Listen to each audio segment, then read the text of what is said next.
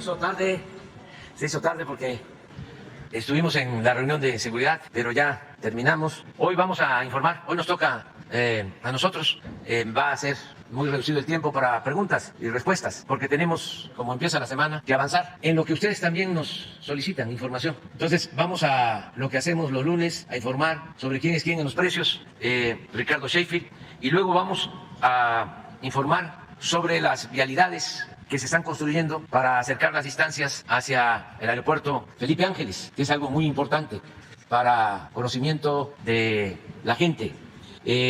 Nos acompañan y les agradecemos mucho, pues gobernadores, nos acompaña Alfredo del Mazo, gobernador del Estado de México, está aquí con nosotros, nos acompaña Julio Menchaca, gobernador de Hidalgo, también con este propósito de informar sobre el tren y el aeropuerto Felipe Ángeles, y la jefa de gobierno, que básicamente nos va a informar de cómo se está rehabilitando, modernizando, reforzando el aeropuerto de la Ciudad de México. Entonces vamos a tratar lo que tiene que ver con el aeropuerto Felipe Ángeles, el aeropuerto de la Ciudad de México, y también, como lo hacemos los lunes, el avance en el Tren Maya. Tramos 5, 6, 7, vamos a tener las exposiciones sobre este avance y agradecemos también pues la presencia de la gobernadora de Quintana Roo, Mara Lezama, porque este tramo tiene que ver con Quintana Roo. Entonces, ya para no seguir consumiendo tiempo, empezamos con Ricardo.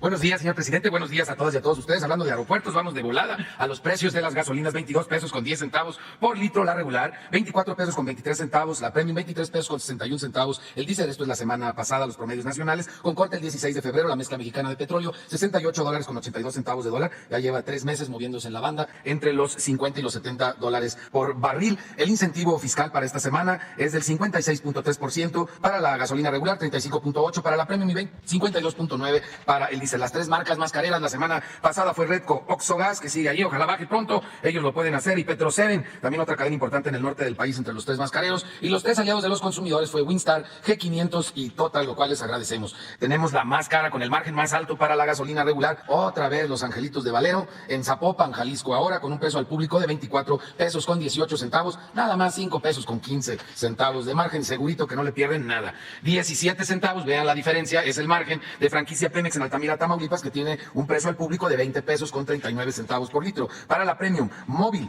es el más alto con un margen de 3 pesos 81 centavos. Fíjense, hasta con la premium la diferencia que hay de Valero. Y está esto en Santa Catarina con un precio al público de 25 pesos con 98 centavos, mientras que con un margen de 15 centavos de franquicia Pemex en Lázaro Cárdenas, Michoacán, el precio al público está en esta gasolinera en 22 pesos con 72 centavos. Por último, Valero de nueva cuenta, pasado de rosca en Zapopan, Jalisco, con un margen de 4 pesos 87 centavos para el diésel, un precio al público de 25 pesos con 46 centavos, comparado con los 15 centavos de margen de franquicia Pemex, también en Lázaro Cárdenas, Michoacán, un precio al público razonable, muy razonable, de 22 pesos con 32 centavos. A través de la app de Litro por Litro recibimos 347 denuncias o quejas y realizamos 234 visitas o verificaciones. 2 gasolineras las encontramos con irregularidades menores para ver cuál es el precio con el que podemos tener la referencia en el país, en todas las zonas, los promedios nacionales, sin tomar en cuenta el margen. La gasolina regular, muy buen precio bajo, es de 19.89, ejemplo en Móvil, Monclova, Coahuila, o 20.50, que es el ejemplo de Bristol en Guadalajara, Jalisco. Las más caras,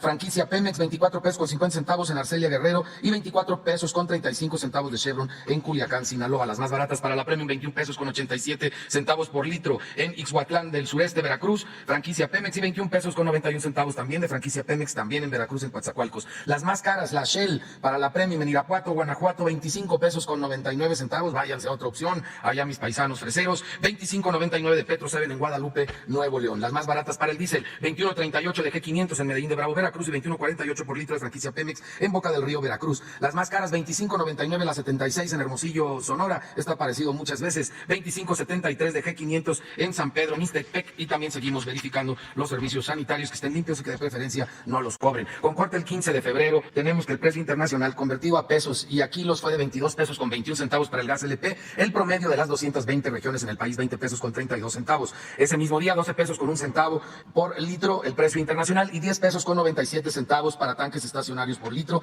Ustedes pueden ver que hemos continuado por abajo de los precios internacionales en el caso del gas LP y con ejemplos de distribuidores aliados de los consumidores, como es el caso que encontramos de distribuidora de gas del Cañón en Totatiche, Jalisco, un precio al público de 11 pesos con 67 centavos, cuando el precio máximo de esa región, de esa zona, es de 12 pesos con 16 centavos, pero también hay ejemplos en Veracruz, en Oaxaca, en el Estado de México, en Nuevo León y en Guanajuato.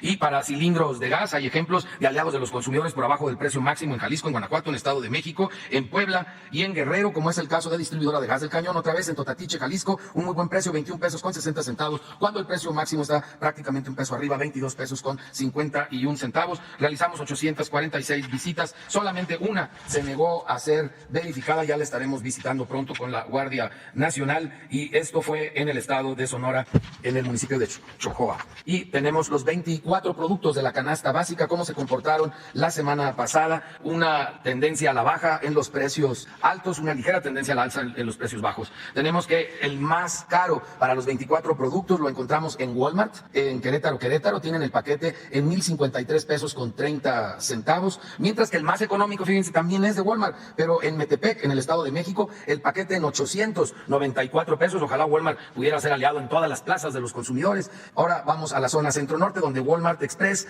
tiene en Guadalajara, Jalisco, el paquete en 1,088 pesos con 79 centavos, mientras que el mismo Walmart es el más económico, pero en Morelia, Michoacán, a 905 pesos con 10 centavos. En la zona norte, la opción más cara es de Smart, en Juárez, Chihuahua, a 1,057 pesos con 48 centavos, bajó significativamente con la semana pasada, donde el más caro fue Monterrey, la central de abastos, y la más barata también del grupo Walmart es Bodega Aurrera, que está en Saltillo, Coahuila, 909 pesos el paquete. Por último, en la zona sur-sureste, la opción más cara es de Mérida, en 1,104 pesos con 91 centavos, mientras que los mismos 24 productos, Bodega Aurrera es el paquete más barato en Veracruz, en 916 pesos con 70 centavos. Muchas gracias.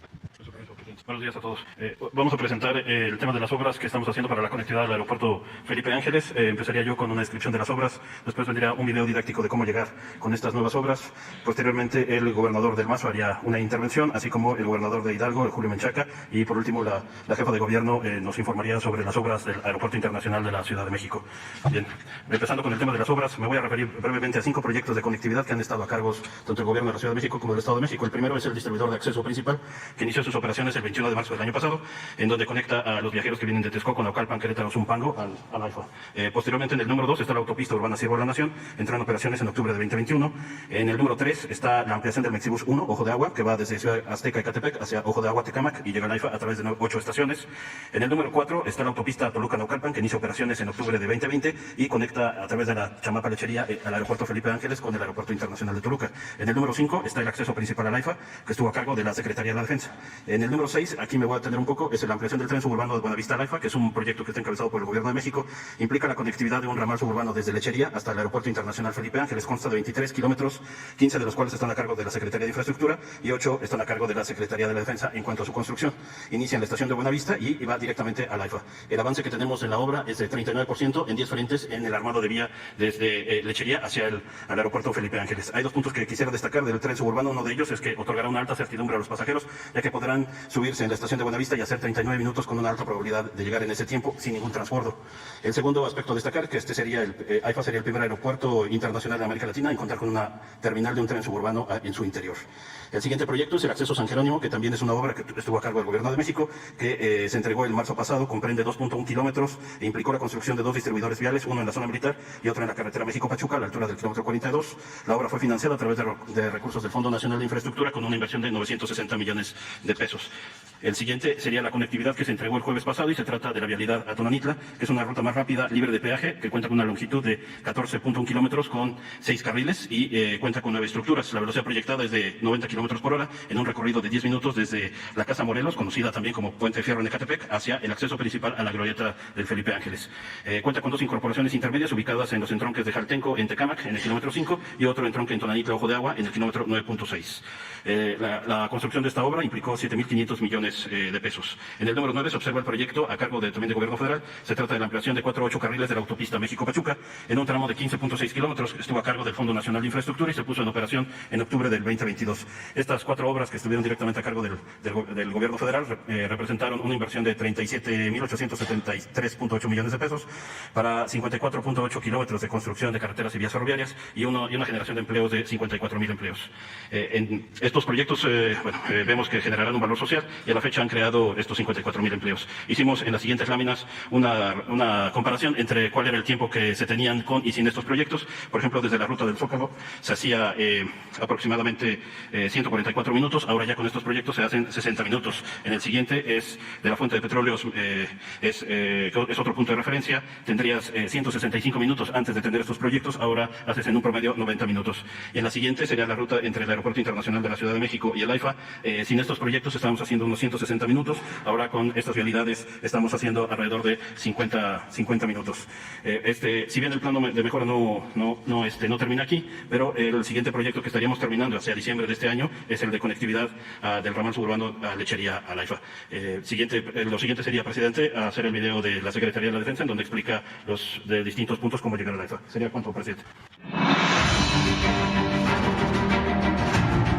El Aeropuerto Internacional Felipe Ángeles se encuentra ubicado en el kilómetro 33 del Circuito Exterior Mexiquense, en Santa Lucía, municipio de Zumpango, Estado de México. Desde su apertura, el complejo aeroportuario se ha comunicado por vía terrestre con el Valle de México a través de 2 accesos. El acceso principal, materializado por el nuevo distribuidor vial, donde convergen las rutas del Circuito Exterior Mexiquense, procedentes de suroriente de la Ciudad de México, ingresando por la autopista México-Puebla, Chimalhuacán, Río de los Remedios, viniendo del Aeropuerto Internacional Ciudad de México, Plaza de las Américas y por la autopista México-Pachuca. Surponiente de la Ciudad de México, empleando la avenida Periférico Norte, pasando por Polanco, Naucalpan, Tlalnepantla, ingresando en Cuautitlán Izcalli. Toluca por la autopista México-Chamapa. Querétaro por la autopista México-Querétaro, ingresando por el municipio de Huehuetoca, Estado de México. El segundo es el acceso a la terminal de carga, ubicado sobre la carretera federal México-Pachuca, en este caso, proviniendo de Ciudad de México, por la autopista México-Pachuca, tomando la salida camino a San Jerónimo, para conectar con la carretera federal México-Pachuca, y posteriormente ingresar por la habilidad perimetral del AIFA. De Pachuca y Puebla por el arco norte hasta la salida camino a San Jerónimo, para conectar con la carretera federal México-Pachuca, e ingresar, de igual forma, por la vialidad perimetral del AIFA. Desde la inauguración del aeropuerto, se han reducido los tiempos de traslado desde la Ciudad de México y el Estado de México. Además del anterior, se implementaron, con líneas de transporte público, 15 puntos de conexión, lográndose disminuir nuevamente los tiempos de trayecto. Esto, debido a la ampliación de la autopista México-Pachuca, la construcción del distribuidor vial del Circuito Exterior Mexiquense, la implementación de señalética y la familiarización de la sociedad con las diferentes vialidades. Como a continuación se indica. Del Auditorio Nacional se reducen 25 minutos. Desde el Ángel de la Independencia, se logra una reducción de 20 minutos. World Trade Center se reducen 20 minutos. Central del Sur, su reducción es de 10 minutos. Hotel Real y Valle Dorado se reducen 10 minutos. Aeropuerto Internacional de la Ciudad de México, reduce 12 minutos. Indios Verdes reduce 12 minutos. Desde Ciudad Azteca, Mexibus, se mantiene en 1 hora 32 minutos y de Ojo de Agua en 35 minutos. Con la ruta Ciudad Satélite Naucalpan se reducen 10 minutos. Central del Norte, reduce 23 minutos. Desde Bellas Artes se reducen 15 minutos. Central Tapo, reduce 15 minutos. Monumento a la Revolución reduce 25 minutos. Asimismo, se implementaron 2 nuevos puntos de conexión de transporte público en vagoneta a las colonias La Condesa, en el Parque España y La Roma, en Plaza Luis Cabrera, de las cuales se hace un tiempo de traslado de 55 minutos. En la actualidad, con la inauguración de la vialidad libre de cuota camino a Tonanitla, con una longitud de 14.1 kilómetros, con un tiempo estimado de 9 minutos de recorrido, se amplían las opciones para trasladarse al AIFA desde el noroeste del Estado de México, aumentando los beneficios económicos y reduciendo los tiempos de recorrido para 2.5 millones de habitantes de los municipios de Ecatepec, Tecámac, Tonanitla, Nextlalpan y Zumpango. Se puede acceder a esta vialidad desde los siguientes puntos. Proviniendo de Indios Verdes, pasando la escultura El Vigilante, se toma la salida a la derecha en la bifurcación, la carretera libre México-Pachuca, vía Morelos, señalizada como AIFA Libre. Este camino conduce hasta la intersección con la avenida 1 de Mayo, donde se encuentra el acceso a la vía libre de cuota camino a Tonanitla, la cual dirige directamente a la glorieta Felipe Ángeles del AIFA. Desde Plaza de las Américas, procedente de Ciudad Azteca, se toma la avenida 1 de Mayo y se continúa toda la avenida hasta encontrar el camino a Tonanitla. Otra opción, si te encuentras en el centro de San Cristóbal, Ecatepec, toma la avenida Insurgentes hacia la vía Morelos hasta llegar al centro comunitario Ecatepec Casa Morelos, que es la intersección con la avenida 1 de Mayo. A partir de este punto, continúas del camino a Tonanitla, que lleva directamente al Aeropuerto Internacional Felipe Ángeles. Estas grandes obras de conectividad terrestre representan tanto beneficios económicos con vías libres de peaje, como reducción en tiempos de traslado por el empleo de vialidades nuevas y más seguras para pasajeros, empleados, clientes y prestadores de servicios del aeropuerto. Esta infraestructura ha dado como resultado el aumento en el nivel de satisfacción de los pasajeros, constatado en las encuestas en el indicador conectividad, pasando del 54.66% del 21 de marzo de 2022 al 70.29% del 25 de enero de 2023. Finalmente, y no obstante de contar con 15 puntos de conexión con la zona metropolitana del Valle de México, se implementaron 18 destinos foráneos, como son entre otros Querétaro, Pachuca y Puebla, con líneas de transporte terrestre en la terminal de autobuses del AIFA. Los tiempos de recorrido del centro de la ciudad al aeropuerto en otros países es mayor mayor en comparación con el del AIFA, como se observa en la presente comparativa. Aeropuerto Internacional Charles de Gaulle, de París, Francia, 1 hora 5 minutos. Aeropuerto Internacional Baltimore, Washington, Estados Unidos, 1 hora 5 minutos. Aeropuerto Internacional de Narita, Japón, 1 hora 30 minutos. Aeropuerto Internacional de Gatwick, Londres, Inglaterra, 1 hora 31 minutos. Mientras que del centro de la Ciudad de México al Aeropuerto Internacional Felipe Ángeles son 55 minutos, lo cual refleja que la conectividad es eficiente y práctica. Muchas gracias. Muy buenos días. Con su permiso, señor presidente. Muy buenos días. Saludo a la jefa de gobierno y a los gobernadores de Quintana Roo y de Hidalgo y a quienes se integran el presidium. Pues vamos a presentar las vialidades que llevó a cabo en conjunto el gobierno del Estado de México con el gobierno de México para fortalecer la conectividad del Aeropuerto Internacional Felipe Ángeles. Tenemos en esta primera lámina las 5 grandes obras con las que estuvimos participando para mejorar esta conectividad. Primero, como ya lo mencionó el secretario Nuño, el distribuidor de acceso principal al Aeropuerto Felipe Ángeles, terminado el 21 de marzo del 2022, con 4 movimientos y posteriormente se agregaron 2 movimientos más. Todavía quedaba pendiente un ramal de salida del aeropuerto hacia la Ciudad de México, que quedó concluido el pasado 12 de febrero. Segundo, la ampliación del Mexibus 1, que va desde Ciudad Azteca, en Ecatepec, pasando por Ojo de Agua, en Tecámac, para convertirse en el primer transporte masivo en llegar al Aeropuerto Internacional Felipe Ángeles, que inició operaciones también el día de su inauguración del 21 de marzo. La autopista urbana Sierra de la Nación, el día 6 de octubre del año 2021, para mejorar todo el tránsito de la zona oriente del Valle de México. El macro libramiento mexiquense, sobre todo a la altura del río de los Remedios, con 2 acciones. Uno son las gasas de incorporación a Insurgentes y otro un tramo para conectar Insurgentes Norte con la autopista urbana Sierra de la Nación. Y por último, la autopista Toluca-Naucalpan, que esa inició operaciones en el año 2020, pero que ayuda de manera muy importante a acercar el Valle de Toluca con esta zona del Aeropuerto Internacional Felipe Ángeles. Si vemos en la siguiente, tenemos el mapa. Muchas gracias. Ahí tenemos las 5 obras. Primero el distribuidor vial, segundo el Mexibus. La línea naranja continua era lo existente y luego se hizo la ampliación de 20 kilómetros adicionales para entrar hacia el Aeropuerto Internacional Felipe Ángeles. Tercero, la autopista urbana Sierra de la Nación, que además en una siguiente etapa, si ven la línea punteada, estará conectando también con la autopista México-Pachuca. El 4, el macroelevato mexiquense, a la altura del río de los Remedios, y la autopista Toluca-Naucalpan para acercar el Valle de Toluca con el aeropuerto, con el Valle de México y en particular la zona poniente. Vamos a la siguiente, algunos datos del distribuidor vial. Este distribuidor vial es el segundo más grande del país. Si desenredáramos el distribuidor, tendría una longitud de 8 kilómetros. Esto nos permite tener movimientos de entrada y salida hacia la zona de Querétaro y Zumpango, hacia la zona poniente del Valle de México, Naucalpan, y hacia la Ciudad de México y hacia la zona de Texcoco. Son los 6 movimientos que tiene este distribuidor vial, y desde que inició operaciones a la fecha, pues traemos alrededor de 15.900 vehículos diarios en tráfico promedio, lo cual pues ha venido siendo un incremento importante, con una gran capacidad de crecimiento para las siguientes etapas del Aeropuerto Internacional Felipe Ángeles. Si vamos a la que sigue, ahí tenemos un video en particular primero de cómo quedó el distribuidor vial. Para garantizar la conectividad terrestre del Aeropuerto Internacional Felipe Ángeles, el Gobierno del Estado de México, en colaboración con el Gobierno de México, desarrolló el distribuidor de acceso principal al AIFA. Con 8 kilómetros de vialidades, puentes y viaductos elevados, esta obra estratégica se ha convertido en la ruta principal hacia el AIFA.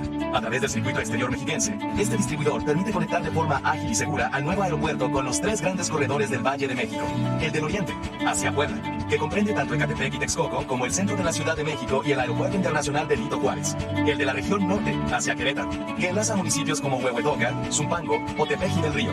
Y el de occidente, hacia Toluca, que comprende zonas como Naucalpan, Polanco, Santa Fe, Del Valle o San Jerónimo. Gracias a esta magna obra se han reducido los tiempos de traslado hacia el AIFA a menos de 1 hora desde diversos puntos del Valle de México como el Zócalo, la Fuente de Petróleos o Santa Fe. Y con una capacidad de hasta 80.000 vehículos diarios, el distribuidor de acceso principal al Aeropuerto Internacional Felipe Ángeles es el segundo más grande del país. Este sistema de interconexión vial sin precedentes, además de conectar eficazmente al AIFA, atraerá nuevas inversiones y el crecimiento de sectores económicos estratégicos, lo que sin duda traerá desarrollo y bienestar para las familias mexiquenses y del centro del país. Gracias. Vamos a la siguiente lámina. Ahí explicamos el Mexibus, como comentaba hace un momento, el primer transporte masivo a través del transporte articulado para llegar hacia el Aeropuerto Internacional Felipe Ángeles, con 12 autobuses articulados, una longitud total de 37 kilómetros y la ampliación fueron 20 kilómetros para llegar al aeropuerto. El tiempo recorrido son 42 minutos aproximadamente, 10.000 pasajeros diarios es lo que está manejando hoy en día, y desde que inició operaciones a la fecha ha transportado a 3 millones de usuarios, convirtiéndose pues en una de las principales formas de acceso como transporte público para llegar al aeropuerto Felipe Ángeles. Vamos a la siguiente lámina. Ahí tenemos la autopista urbana Sierra de la Nación, que conecta el centro del Valle de México con el aeropuerto a través del circuito exterior mexiquense y del distribuidor principal. Son 14 kilómetros de longitud, 12 minutos de recorrido sobre esta autopista en una vía elevada, la gran mayoría es una vía elevada, y está en proceso la segunda etapa, que es la línea puntuada para conectar a la autopista México-Pachuca, aproximadamente con un ahorro de tiempo de 30 minutos, lo que representa esta obra. Nos vamos a la que sigue, es el macrolibramiento mexiquense. Esta obra es una gran obra vial que va desde Naucalpan hasta Ecatepec, y en particular en esta etapa se fortaleció en dos tramos o en dos grandes espacios. Uno es la incorporación de las gasas con Insurgentes a la altura del Río de los Remedios, y la segunda es de Río de los Remedios o Insurgentes Norte a sobre Río de los Remedios hacia la autopista urbana Siervo de la Nación. Algo importante además que se hizo en esta obra fue el embovedamiento del Río de los Remedios para que toda esa zona pues, pudiera tener pues, un mejor aprovechamiento, y también la recuperación de espacios públicos a lo largo de este tramo que conecta a la autopista urbana Siervo de la Nación. El tiempo de recorrido son de 15 minutos y pues es parte de estas obras que ayudan a conectar esta región con la incorporación al aeropuerto. Y por último, la autopista Toluca-Naucalpan, que inició operaciones en el año 2020 y pues acerca también lo que es el Valle de Toluca a través de la autopista Chamapa con la zona poniente del Valle de México. 39 kilómetros de longitud, 25 minutos de tiempo de recorrido, y bueno, pues es una inversión importante para acercar estas dos zonas, no nada más hacia el aeropuerto, sino también le da una gran oportunidad de crecimiento, desarrollo a lo que es el Valle de México hacia la zona del Valle de Toluca. Y por último tenemos otro video en donde se ve de manera integral todas estas vialidades que se han llevado a cabo. En el Estado de México estamos comprometidos con el desarrollo nacional y damos impulso a obras de infraestructura que han servido para construir, con el esfuerzo de todos, una gran nación. Para fortalecer la conectividad aeroportuaria, además de la construcción del distribuidor de acceso principal al AIFA, se desarrollaron 4 grandes proyectos que facilitan la llegada y reducen los tiempos de traslado hacia el Aeropuerto Internacional Felipe Ángeles. Autopista Toluca-Naucalpan. Cuenta con una longitud de 39 kilómetros. Es la conexión más directa entre el Aeropuerto Internacional de Toluca y el AIFA. Conecta al Boulevard Aeropuerto con la autopista Chamapa-Lechería, el circuito exterior mexiquense y el distribuidor de acceso principal al AIFA. Macrolibramiento mexiquense. Consiste en la conexión de Insurgentes con la autopista urbana Siervo de la Nación sobre el Río de los Remedios. Este proyecto permite reducir los tiempos de traslado, además de resolver el nodo vehicular que se tenía sobre Insurgentes y el Río de los Remedios. Autopista urbana Siervo de la Nación. Esta vialidad elevada de 14 kilómetros que corre sobre el Gran Canal es una ruta ágil para llegar desde la zona centro de la Ciudad de México y el Aeropuerto Internacional Benito Juárez al AIFA. Conecta con el circuito exterior mexiquense y con el distribuidor de acceso principal al nuevo aeropuerto. Ampliación de la línea 1 del Mexibus. Desde el inicio de sus operaciones el 21 de marzo, esta obra que va de Ciudad Azteca en Ecatepec a Ojo de Agua en Tecámac y posteriormente al AIFA ha sido un éxito. Cuenta con 10,000 usuarios al día y a la fecha ha trasladado a más de 3 millones de pasajeros. Trabajando en conjunto, el Gobierno de México, el Gobierno del Estado de México y el de la Ciudad de México, reiteramos con firmeza nuestro compromiso de contribuir al desarrollo nacional, construyendo una red de infraestructura carretera y de transporte masivo que facilite la movilidad y conectividad de las familias de México. Sería para señor presidente. Muchas gracias.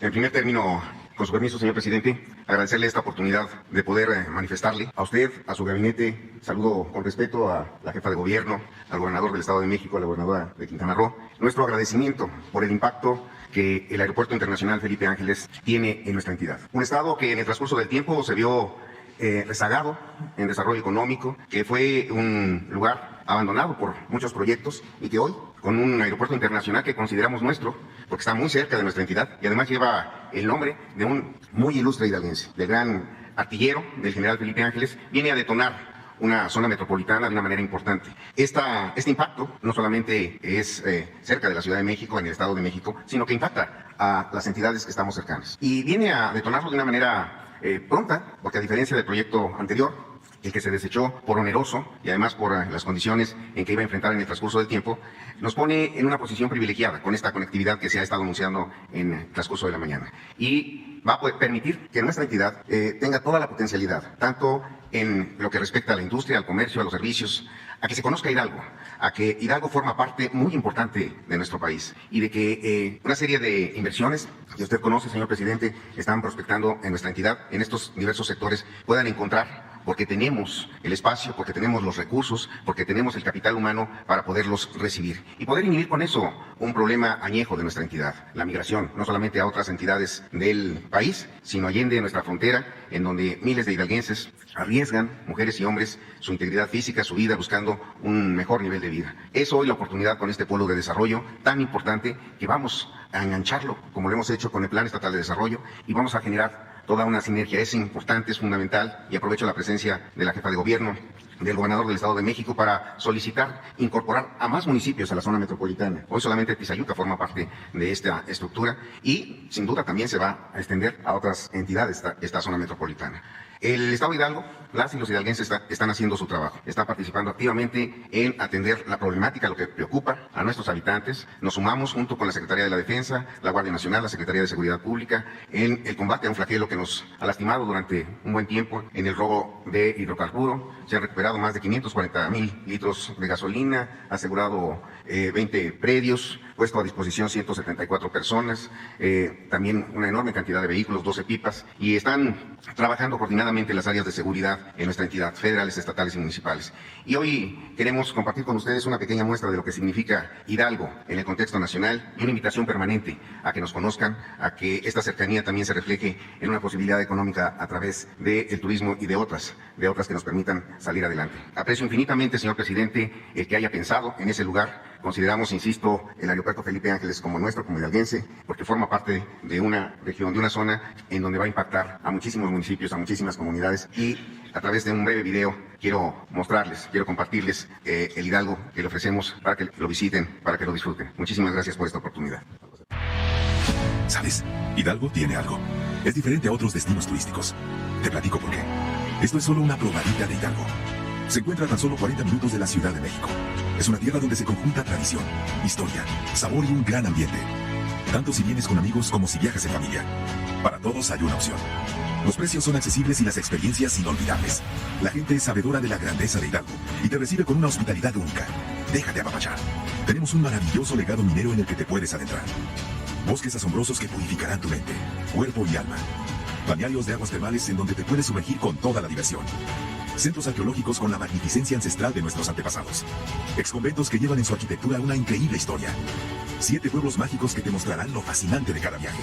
Huáscar de Ocampo, Mineral del Monte, Mineral del Chico, Huichapan, Tecozautla, Zimapán y Zempoala.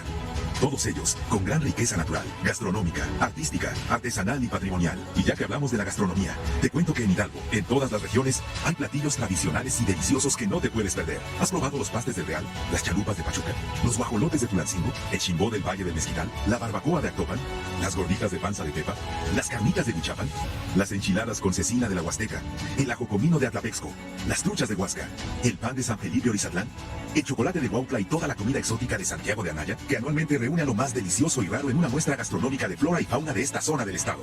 Así que si eres un poco más valiente, puedes probar escamoles, chinicuiles, gusanos de maguey, chincoyote, tlacuache, ardilla, caracoles, flores de garambullo y un sinfín de curados de pulque con el sabor de tu preferencia.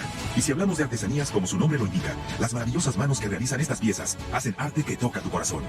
Regalos perfectos para la gente que amas. Todo esto lo traducimos en familias que generan su propia economía. El turismo, la industria sin chimeneas, se convierte en una gran cadena de valor. ¿Cómo no presumirte si hablar de ti me provoca una emoción muy grande? Tu nombre es hermoso, significado de orgullo, patria y libertad. Tu belleza es incomparable. Quienes te conocen por primera vez quedan enamorados y tocados por tu magia. Quienes regresan buscan vivir nuevas y extraordinarias experiencias. Contigo siempre hay un plan perfecto y la monotonía jamás existe. La naturaleza y tus paisajes son tu esencia. ¿Cómo no presumirte si amo ser parte de ti y te llevo en el corazón a todo lugar a donde voy? Conoce Hidalgo. Disfruta de lo nuestro tan cerca de ti. Somos un pueblo trabajador, cálido y capacitado para recibirte. Hidalgo, orgullo por nuestro estado. No tarde mucho, porque vamos a ir a desayunar. Muy rápido después de esta apertura de apetito. Voy a hablar de algunas obras que se han hecho en el Aeropuerto Internacional de la Ciudad de México. Recordarles que gracias al Aeropuerto Felipe Ángeles en Santa Lucía, el Aeropuerto Internacional de la Ciudad de México sigue existiendo. De otra manera, si hubiera sido en Texcoco, este aeropuerto se hubiera cerrado y hubiera representado un desarrollo urbano que hubiera afectado muchísimo a la zona oriente.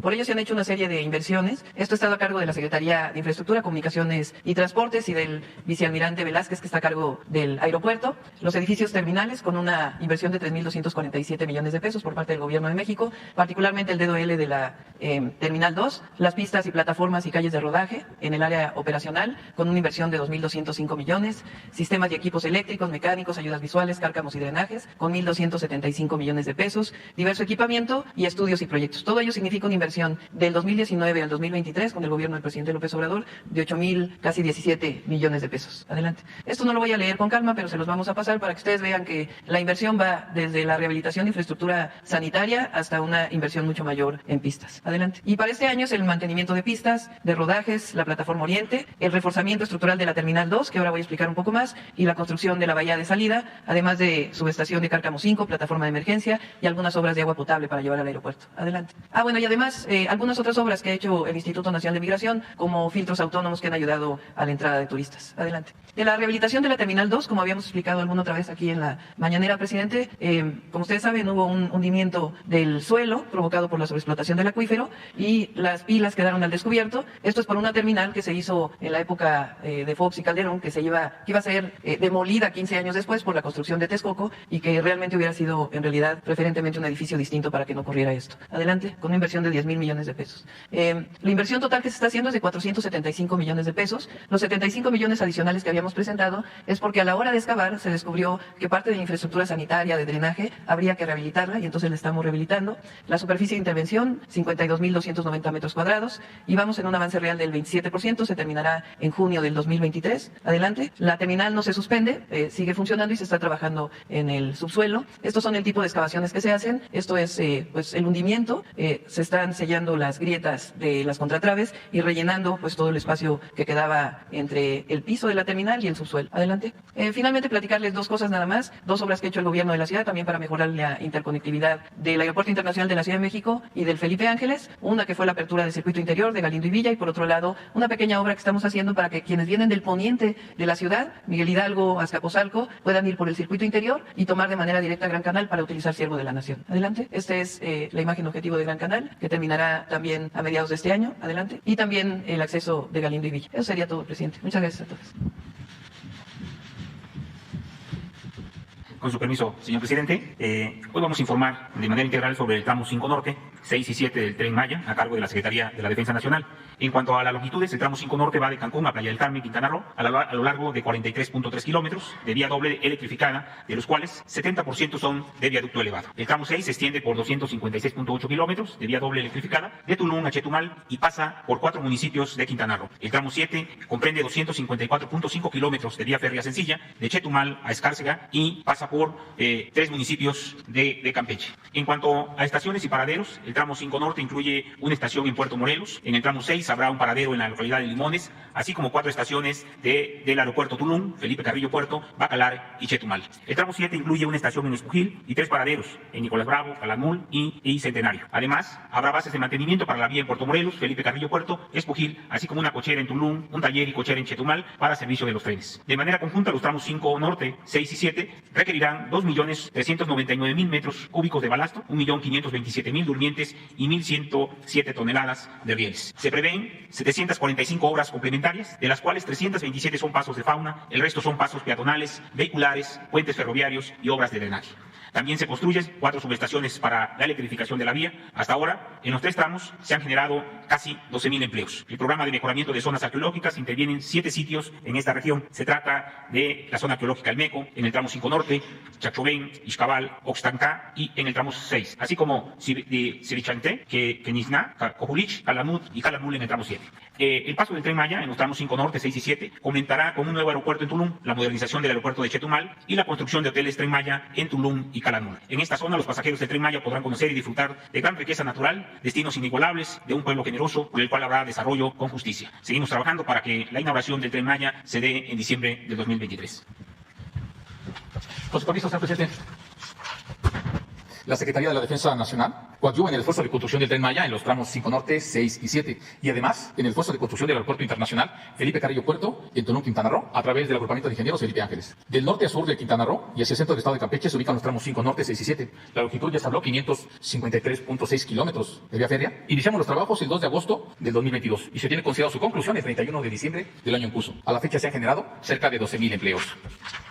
En el tramo 5 Norte, este tramo va de Cancún a Playa del Carmen, en el estado de Quintana Roo, a lo largo de 43.3 kilómetros de vía férrea doble electrificada. Cruza los municipios de Benito Juárez, Puerto Morelos y Solidaridad, donde además de las estaciones de Cancún y de Playa del Carmen, los pasajeros podrán contar con la estación Puerto Morelos, en la que también se prevé una base de mantenimiento para la vía férrea. Esta obra se construye en 29.7 kilómetros de estructura de viaducto elevado y 13.6 kilómetros con estructura de terraplén, con base en innumerables estudios que se han realizado para cimentar correctamente la vía, proteger el suelo kárstico de la región, evitar inundaciones en zonas bajas, además de mantener el equilibrio ambiental y el desplazamiento libre de la fauna. Para la materialización de estos trabajos se organizaron 3 frentes de construcción. Uno que va de Cancún a Puerto Morelos, otro de Puerto Morelos al poblado de Vida y Esperanza y otro del poblado de Vida y Esperanza a Playa del Carmen. Actualmente estamos realizando trabajos de sondeos, perforación, habilitación de acero, colado de pilas y columnas para lo que es la estructura del viaducto elevado. A la fecha contamos con una fuerza de trabajo de 107 unidades de maquinaria pesada y 82 unidades de material rodante. Asimismo, se continúa con el seguimiento de los trabajos de arqueología con 6 arqueólogos, 9 brecheros y pocos especialistas. Esto es debido a que este tramo ya fue prospectado y liberado. Se han generado al momento 3.104 empleos, de los cuales vigentes tenemos 1.555. En lo que se refiere a los insumos, este tramo 5 norte requerirá en total de 153.034 durmientes, 11.045 toneladas de riel, 233.000 metros cúbicos de balasto, 670.000 metros cúbicos de concreto y 3.945.000 metros cúbicos de terraplén. Todos estos insumos ya están contratados, fabricados y se están suministrando a lo largo y ancho de los diversos centros de acopio que tenemos en los frentes de construcción de la vía férrea. Ahora, por lo que se refiere al tramo 6, este tramo se extiende por 255.8 kilómetros de vía también doble electrificada desde Tulum hasta Chetumal, en la parte sur del estado de Quintana Roo. Y esta ruta pasará por 4 municipios, Tulum, Felipe Carrillo Puerto, Bacalar y Otompe Blanco, donde habrá además 4 estaciones y operador, como ya se mencionó. Las estaciones son en el Aeropuerto Internacional de Tulum, en Felipe Carrillo Puerto, en Bacalar y en Chetumal, y un paradero en la población de Limones. Este tramo incluye además una base de mantenimiento para la vía férrea en el poblado de Carrillo Puerto y una cochera para trenes en Tulum y un taller y una cochera en Chetumal, adyacente al Aeropuerto Internacional de Chetumal. En esta vía se construyen 8 kilómetros de viaducto elevado, sobre todo por cuestiones ambientales, y 247.8 kilómetros de terraplén. Es un material limpio de banco en diversas capas con resistencia para soportar la vía férrea. Ahora, para materializar estos trabajos se organizaron igualmente 7 frentes simultáneos de construcción, uno de Tulum a Milán, otro de Milán a Santa Amalia, uno de Santa Amalia a Felipe Carrillo Puerto, otro de Carrillo Puerto a Reforma Agraria, uno de Reforma Agraria a Pedro Antonio Santos y otro de Pedro Antonio Santos a Bacalar, y el último frente de construcción de Bacalar hasta la ciudad de Chetumal. Actualmente aquí estamos realizando trabajos de liberación ambiental y arqueología, trazo topográfico del derecho de vía, desmonte manual, por lo que se refiere al rescate, al acompañamiento en el rescate arqueológico, despalme y desmonte con maquinaria pesada y ya la conformación del terraplén. A la fecha contamos con una fuerza de 219 máquinas pesadas y 256 vehículos de volteo. Asimismo, realizamos trabajos de arqueología con 49 arqueólogos, 392 brecheros y 3 especialistas. Aquí se han generado un total de 4.797 empleos, de los cuales vigentes tenemos 3.551. En el tramo 6 se quintuplican los suministros por la longitud de la vía y ser doble electrificado. Aquí vamos a requerir 891.323 durmientes, 62.175 toneladas de riel, 1.466.000 metros cúbicos de balasto, 350.000 metros cúbicos de concreto y 18.525.000 metros cúbicos de terraplén. Igualmente, ya se está suministrando este material en los diversos centros de acopio de los frentes de construcción. Ahora, por lo que se refiere al tramo 7, este tramo comprende una longitud semejante, 254.5 kilómetros de vía férrea, pero sencilla, que inicia en Chetumal, Quintana Roo, y termina en Escárcega, en el estado de Campeche. Cruza por 2 estados y 4 municipios, que son Otompe Blanco, en Quintana Roo, Calakmul, Candelaria y Escárcega, en Campeche. Ahí los pasajeros podrán ascender y descender en la estación Espujín, lugar de importantes vestigios arqueológicos y áreas naturales. También se contará con 3 paraderos, en Nicolás Bravo, Calakmul y Centenario. En Espujín, además, se instalará una base de mantenimiento para la vía férrea. Igualmente, para ejecutar estos trabajos de construcción, se organizaron 7 frentes simultáneos de materialización de vía, que es uno que parte de Bacalar a Cojunlich, otro que va de Cojunlich a Caobás, otro de Caobás a Becán, de Becán a Calakmul, de Calakmul a Constitución, de Constitución a Lechugal y terminamos de Lechugal a Escárcega. Todos los frentes están activos y trabajando. Actualmente, ¿qué estamos realizando en estos frentes de construcción? Igualmente, todavía brechó a mano, trazo y nivelación, porque vamos acompañando a los arqueólogos de Lina en el rescate, en la prospección y excavación de los restos arqueológicos, donde se ha liberado y entramos con maquinaria pesada y estamos inclusive ya trabajando en el terraplén de vía. Aquí tenemos una fuerza de trabajo ya de 200 unidades de maquinaria pesada y 155 camiones de volteos que tienden a incrementarse. Y tenemos 59 arqueólogos, 326 brecheros y 5 especialistas. Aquí se han generado 3.922 empleos, de los cuales vigentes tenemos en estos momentos 2.975. En cuanto a insumos del tramo 7, este requerirá 483.391 durmientes, 33.729 toneladas de riel, 700.000 metros cúbicos de balasto, 160.000 metros cúbicos de concreto y 15.802.000 metros cúbicos de terraplén. De igual manera, el material ya está llegando a los centros de acopio para su instalación en los trabajos de construcción. Ahora, por lo que se refiere al Aeropuerto Internacional Felipe Carrillo Puerto, que se edifica en Tulum, efectivamente, adicional a los esfuerzos de construcción del Tren Maya, la Secretaría de Defensa Nacional está construyendo este aeropuerto internacional en las proximidades del destino turístico de Tulum, Quintana Roo. Este complejo aeroportuario va a brindar proyección y crecimiento turístico y económico a toda la zona sur de la Riviera Maya. Adicionalmente, tendrá una gran capacidad logística gracias a su ubicación central, estratégica y su conexión inclusive con el Tren Maya. Va a ser un aeropuerto verde por su concepción, construcción y operación, conforme a recomendaciones de la Organización Internacional de Aviación Civil y parte de la Iniciativa Mundial de Protección al Medio Ambiente. Va a ser un proyecto de calidad, con un alto sentido de innovación a través de uso de tecnologías más avanzadas y forma parte del desarrollo de infraestructura autosustentable que se está desarrollando en la región centro de la península. Ahora, el Aeropuerto Internacional de Tulum Felipe Carrillo Puerto es un proyecto fundamental, como lo hemos mencionado, para el desarrollo económico de la región. y se integra al sistema carretero y a la vía férrea. La vía férrea es esa línea roja que toca el aeropuerto, que es ese recuadro en color beige amarillo, y ahí se ve la interconexión con la carretera federal 307, ubicado en el suroeste del poblado de Tulum. ¿Y por qué está ahí? Porque se realizaron seis emplazamientos, ubicando el mejor lugar donde se evitaran zonas cársticas, ríos subterráneos, fallas geológicas, una elevación de 20 metros para evitar cualquier tipo de inundación, y adicionalmente es un lugar donde se dinamiza el desarrollo de la parte sur en el municipio de Carrillo Puerto. Este aeropuerto va a contar con una amplia gama de servicios aeroportuarios. Adicionalmente, una base aérea militar polivalente para fortalecer la seguridad y vigilancia del espacio aéreo nacional, auxiliar a la población en casos de desastres y atender incendios forestales. Va a contar, por su conexión a la carretera, con un corredor comercial de servicios de 10.5 kilómetros que se interconecta con la carretera federal 307 para desarrollar una ciudad aeroportuaria y facilitar el reordenamiento urbano de la zona de Tulum. Como mencionamos, va a estar interconectado a la infraestructura del Tren Maya. Este proyecto va a satisfacer la creciente demanda de pasajeros que visitan este destino turístico en el sur de la Riviera Maya. Su infraestructura y potencial operacional lo clasifican dentro de los aeropuertos con una categoría 4 Eco. Esto es decir, que pueden operar todas las aeronaves que llegan y salen de nuestro país en este aeropuerto. Tiene capacidad para atender una demanda inicial de 5.5 millones de pasajeros en su primera fase de desarrollo, de los cuales se estima que el 75% de ellos sean pasajeros de procedencia extranjera, así como su integración al sistema ferroviario a través de la estación ubicada en el mismo aeropuerto. Será un complejo aeroportuario desplantado en una superficie de 1.500 hectáreas, con una pista de aterrizaje de 3.700 metros de longitud, con sistemas de aterrizaje por instrumentos categoría 1 y ayudas a la navegación de alta tecnología. Por ello, por su longitud, por la calidad con la que se está construyendo la pista y las ayudas a la navegación, esta pista de aterrizaje será la que tiene la mayor capacidad y mejores prestaciones de toda la península. Contará adicionalmente con una plataforma para 13 posiciones para aeronaves comerciales, tanto de vuelos domésticos como de vuelos internacionales, y una plataforma adicional para la aviación general y aviación ejecutiva, que tendrá 28 posiciones, adicionalmente un hangar de resguardo con otras 12 posiciones o espacios para aeronaves ejecutivas.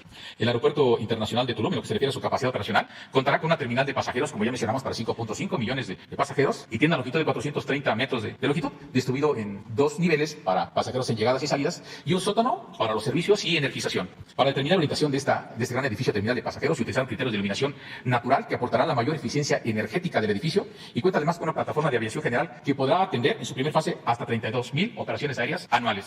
Adicionalmente a la infraestructura principal, también se construye la torre de control de tráfico aéreo, la terminal de combustibles, la zona de servicios aeroportuarios, que tiene plantas de agua potable, plantas de tratamiento de aguas residuales, una instalación para la aviación ejecutiva, un FBO que llaman base de operaciones fija, que tiene la cualidad de atender la aviación ejecutiva, que va a potencializar este tipo de aviación en el sur de la Riviera Maya, dado que el aeropuerto de Cancún ya restringe este tipo de operaciones y ya se encuentran saturadas en ese, es un valor agregado de este complejo aeroportuario. Ahora, mencionamos que va a tener una base aérea militar que, dentro de su principal misión, porque así está concebida, deberá prestar el apoyo a la población civil, tanto local como turistas, que resulten afectados por los fenómenos meteorológicos que impactan periódicamente esta región del país.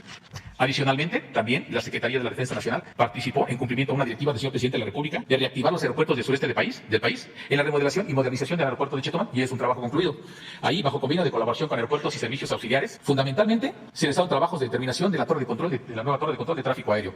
En el campo aéreo se hicieron trabajos de obras de drenaje e iluminación de pista. Y en el edificio terminal de pasajeros ya había una nueva terminal, se remodeló la antigua terminal con las mismas características arquitectónicas de la nueva, y adicionalmente se hicieron trabajos para recibir vuelos internacionales. Estos trabajos ya están totalmente construidos. En el conjunto de todos estos trabajos de infraestructura se han generado 11.823 empleos civiles en 202 días de construcción. Los recursos de construcción del Tren Maya, hay que mencionarlos a la vez, el principal motor de localización y rescate de nuestra gran diversidad de vestigios arqueológicos de la civilización maya. No se gasta un peso más. En la construcción del Tren Maya y el complejo aeroportuario de Tulum, Sedena reafirma su compromiso de concluir estas obras de infraestructura en tiempo y forma, en estrecha coordinación y colaboración con el resto de las dependencias del Ejecutivo Federal que comparten este mismo esfuerzo. Nuestra responsabilidad institucional de cuidar el medio ambiente, implementar acciones concretas para el cuidado y preservación de la flora y fauna y de nuestros recursos naturales en esta región, y la salvaguarda del patrimonio histórico y cultural de nuestra nación. Muchas gracias. Es cuanto por favor. Muy buenos días, es un gusto estar aquí. Saludo con mucho gusto a Claudia, a los gobernadores que están el día de hoy con nosotros, del Estado de México, de Hidalgo, a las secretarias, al gabinete y, por supuesto, gracias, señor presidente.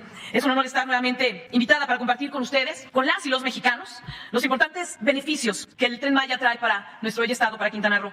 Y fíjense, curiosamente hoy, en este 20 de febrero, que es el Día Mundial de la Justicia Social, quiero hablarles de eso, de lo que trae el Tren Maya. Han hablado quienes me antecedieron de ese impulso a las zonas arqueológicas, de los hoteles que se van a generar con el Tren Maya, del aeropuerto de Felipe Carrillo Puerto, de hospitales hospitales que ahorita les voy a comentar, pero quiero hablarles del Tren Maya como un factor fundamental para cortar las brechas de desigualdad y lograr una justicia social. Hace una semana estuve aquí para exponer algunas de las grandes bondades que se desprenden del proyecto más importante, el más importante ferroviario en todo el mundo. Gracias al Tren Maya se logrará una mejor conectividad que permitirá a las y los visitantes, tanto nacionales como extranjeros, llegar y conocer hermosos lugares en donde antes era muy complicado, prácticamente imposible llegar. Hablaba hace un momento el general Vallejo de un lugar muy lindo en donde se dan las piñas más ricas. Difícilmente llegarían si no hubiera sido ahora por el Tren Maya. En el caso concreto de Quintana Roo, el Tren Maya, con sus 8 estaciones, con estos 3 paraderos, propiciará que los turistas permanezcan más tiempo en nuestro territorio, recorriendo esas bellezas naturales incomparables, pero también recorriendo esos majestuosos sitios arqueológicos y descubriendo nuevas alternativas turísticas sostenibles, sustentables y equitativas, y con ello generar un entorno favorable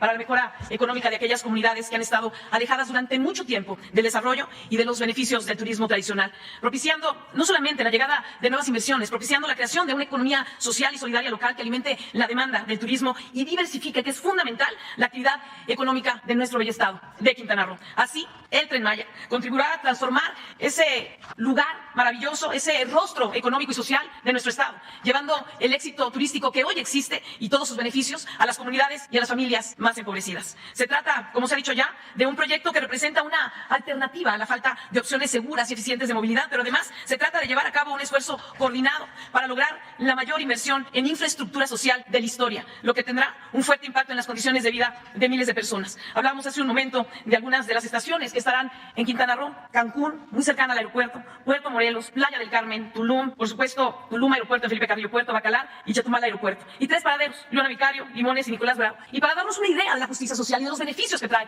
el Tren Maya a las y los ciudadanos, a la gente de Quintana Roo, se están haciendo 2 hospitales de sustitución, uno en Chetumal y otro por iniciarse en Felipe Carrillo Puerto. Y ahí el INSABI también, con obras alternas y de desarrollo y de justicia social, el INSABI invierte en un hospital en Tulum, en Nicolás Bravo, que es uno de los paraderos, y también muy en breve se abrirá el hospital oncológico en Chetumal. Vamos a generar un desarrollo y una justicia social, sobre todo en nuestras comunidades mayas, tradicionalmente olvidadas, y quienes generalmente registran un mayor grado de pobreza, de desnutrición, de analfabetismo, entre muchas otras carencias sociales que todos conocemos. Un aspecto fundamental es que a las y los trabajadores de la industria turística, el Tren Maya les facilitará ese traslado a sus centros de trabajo, reduciendo significativamente el tiempo que emplean para cumplir con esas actividades laborales, y ese tiempo que ganan será para sus familias, para cortar las brechas, para estar más tiempo con ellas y con ellos, con sus hijos, con sus esposas, con sus esposos.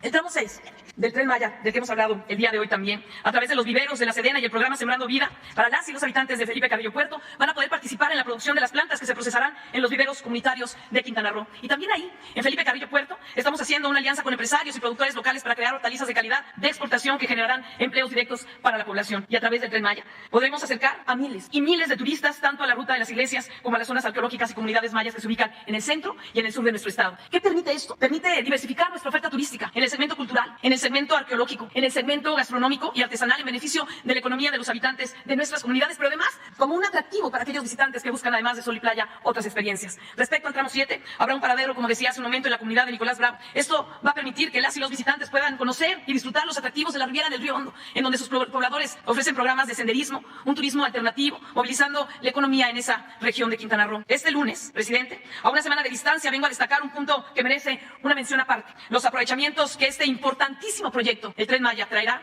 gracias a los vagones de carga. El Tren Maya será una plataforma fundamental para nuestros productores, para nuestras productoras, para las y los agricultores, para las y los pescadores, cooperativas y empresas de trabajadores y artesanos de las zonas rurales, para llegar a los principales centros de consumo, incluyendo los complejos turísticos del norte del estado, con menores costos y tiempos de traslado. Esto no es un asunto menor, es un asunto de justicia social. Esta conectividad que favorece la integración territorial y regional de Quintana Roo será de gran ayuda para cerrar las brechas de desigualdad, para contribuir a garantizar el acceso a un trabajo, pero también a un ingreso digno, y con ello ampliar el acceso a una alimentación nutritiva, suficiente y de calidad. Porque en estos momentos, adicionalmente a los desafíos propios de la producción, las mujeres y los hombres del campo y del mar enfrentan retos logísticos, elevados costos de transporte para distribuir sus productos de manera eficiente, lo que propicia sobreprecios, mermas, abusos de intermediarios y, en el extremo, los desabastos. Los vagones de carga del Tren Maya conectarán esos eslabones que faltan para que la máquina del progreso social llegue a todas y todos los quintanarroenses, incluso en las zonas más alejadas. Permítame poner 2 ejemplos para ilustrar este punto. En el contexto del nuevo acuerdo por el bienestar y desarrollo de Quintana Roo, señor presidente, anuncio desde Palacio Nacional la creación de la Agencia de Seguridad Alimentaria del Estado de Quintana Roo, responsable de articular una política pública integral para avanzar en la suficiencia y seguridad alimentaria, así como en la adecuada nutrición de las y los quintanarroenses con mayor nivel de vulnerabilidad y rezago, mediante ese fortalecimiento de las actividades productivas locales y el impulso a pequeños productores campesinos y pesqueros de la región. Un organismo que tiene, además, como principal objetivo el de garantizar el acceso a una alimentación adecuada al pueblo, movilizando las capacidades estatales para el abasto y provisión de alimentación suficiente a todas las regiones. Una obligación del Estado que desafortunadamente ha tardado en llegar y mantiene casi al 30% de nuestra población con carencia alimentaria, pero con la que hoy nos comprometemos. Para eso nos estamos poniendo de acuerdo todos los sectores políticos, sociales y económicos de Quintana Roo para atender el rezago histórico de desigualdad y como ustedes bien saben, y como usted bien sabe, señor presidente, eso no se puede hacer en serio sin un correlato fiscal. Por eso, en el marco del nuevo acuerdo por el bienestar y desarrollo de Quintana Roo, a finales del año pasado impulsamos en el Congreso un conjunto de reformas y adiciones a la ley del impuesto al hospedaje del Estado de Quintana Roo, orientadas a generar los recursos necesarios para coordinar el abasto de alimentos a bajo costo en las zonas más vulnerables, ampliar la red estatal de comedores comunitarios e impulsar la producción, distribución y comercialización de alimentos. Los vagones de carga del Tren Maya nos facilitarán enormemente el transporte y distribución de esos alimentos, garantizando el abasto en todas las regiones del Estado. El segundo ejemplo tiene que ver con las oportunidades de empleo que generará el Tren Maya, que ya genera el Tren Maya, pero también al margen de la actividad turística para el que ya nos estamos preparando. Como se lo dije en su oportunidad, como todos los medios de transporte, el Tren Maya requerirá de mantenimiento, especialistas encargados de esta delicada tarea. Adelantándonos a este hecho, estamos impulsando la educación pública técnica y tecnológica para establecer la carrera de técnico en transporte ferroviario en el CONALEP de Chetumal y de Cancún. Para todos esos jóvenes, para todas esas jóvenes interesados en estas condiciones de aprovechar la oferta de empleo que habrá y puedan hacer una carrera en este rubro. Son ejemplos de muchas de las oportunidades locales que estamos articulando en este proyecto estratégico. Y como parte de estas bellezas que la gente va a poder conocer, este Tren Maya que nos va a poder llevar en este circuito de más de 1,500 kilómetros, la gente va a conocer las comunidades, va a conocer los productos que hacen las y los artesanos, ese tallado en madera, esas blusas y ese tejido único que, por cierto, hoy María Luisa trae una blusa de Xpichil de Felipe Carrillo Puerto, muy bonita, felicidades, y ese tallado en madera, esas salsas con chile habanero. El gobernador Hidalgo nada más nos vino a hacer agua a la boca con todos los productos que hacen allá. Nosotros les trajimos, se los van a dar al final de la conferencia, una parte de lo que hacen los artesanos, las artesanas de Quintana Roo, esa salsa extraordinaria, ese tallado en madera y muchos productos más que tenemos. ¿Cómo lo va a conocer el mundo? Gracias al Tren Maya. Y estoy segura que en unos años, cuando miremos atrás este maravilloso legado, se recordará la construcción del Tren Maya como el parteaguas en la historia del desarrollo social del sureste mexicano. Y se valorarán esas dos vertientes con las que el Tren Maya alimenta el desarrollo económico y la prosperidad compartida en Quintana Roo y en todo el sureste de nuestro país. Como lo dije aquí el lunes pasado, unidas y unidos en este nuevo acuerdo por el bienestar y desarrollo de Quintana Roo, escribiremos las páginas más bellas en la historia de nuestro estado. Y el Tren Maya, sin duda, llevará un papel protagónico en esta bella historia. Que Dios les bendiga siempre. Muchas gracias, señor. Sí. Vamos a las preguntas para que 1, 2, 3, 4, 5, 6. Primera fila. Buenos días, señor presidente. Muchas gracias. Jorge Gómez Naredo, de la revista Polemón. El viernes pasado se inauguró este tramo de la carretera y al siguiente día, el sábado, periodistas o comunicadores como Loret de Mola y Ciro Gómez Leiva dijeron que la carretera estaba cerrada y que era su administración, como las anteriores administraciones, donde solamente se inauguraban obras para tomarse la foto. Desde redes sociales y desde usuarios, el domingo, muchos pues, fueron a la carretera y se encontraron que estaba abierta y que se llegaba en 10 minutos a la AIFA. ¿Qué piensa de esta constante y cotidiana guerra y campaña de desprestigio a todas las obras en general del gobierno, pero especialmente a la del aeropuerto internacional, del aeropuerto Felipe Ángeles, ¿no? Desde que está vacío, desde que no hay vuelos, de que es desde una central camionera y ahora con estas conexiones? ¿Qué piensa de estas campañas y pues de estos comunicadores que ni 24 horas después pues ya hicieron estas aseveraciones? Bueno, pues esa es parte de la oposición. Ellos representan al bloque conservador del país, a los que saquearon a México y como no tienen llenadera, quieren continuar robando, saqueando al país. Les molesta el que se esté llevando a cabo una transformación y quisieran regresar por sus fueros. Todo lo que hacemos lo cuestionan, lo quieren enlodar, pero el propósito pues es político, diría, más bien politiquero, que si se va a hacer el aeropuerto, inmediatamente los amparos, campañas en contra en los medios de información. En el caso del Tren Maya, amparos, campañas en contra, con pseudoambientalistas y todos los medios de información. Pero es Loret de Mola, que se ha hecho inmensamente rico como pseudoperiodista, porque realmente es un defensor de la corrupción en el país. Es un periodista vendido, alquilado, que se ha hecho inmensamente rico con esta noble actividad del periodismo. Todavía estamos esperando que nos informe cómo fue que adquirió 6 departamentos, 1 o 2 de ellos en Rubén Darío. Quienes viven aquí en la ciudad saben que es de las zonas más exclusivas, donde están los edificios de departamentos más lujosos, donde viven pues grandes empresarios, no todos corruptos, y políticos, eso sí, casi todos corruptos, y periodistas como este señor y otros. Vi el reportaje que hizo Milenio, una conductora, hablando de que estaba cerrada la vía de acceso que habíamos inaugurado al aeropuerto Felipe Ángeles. Fíjense, es llegar de Ecatepec, de lo que se conoce como la Casa Morelos o Puente de Fierro, a el aeropuerto en 10 minutos, porque es una vía confinada, 6 carriles, una obra no de paga, no de cuota, una obra que se financió con presupuesto público, con dinero de todos.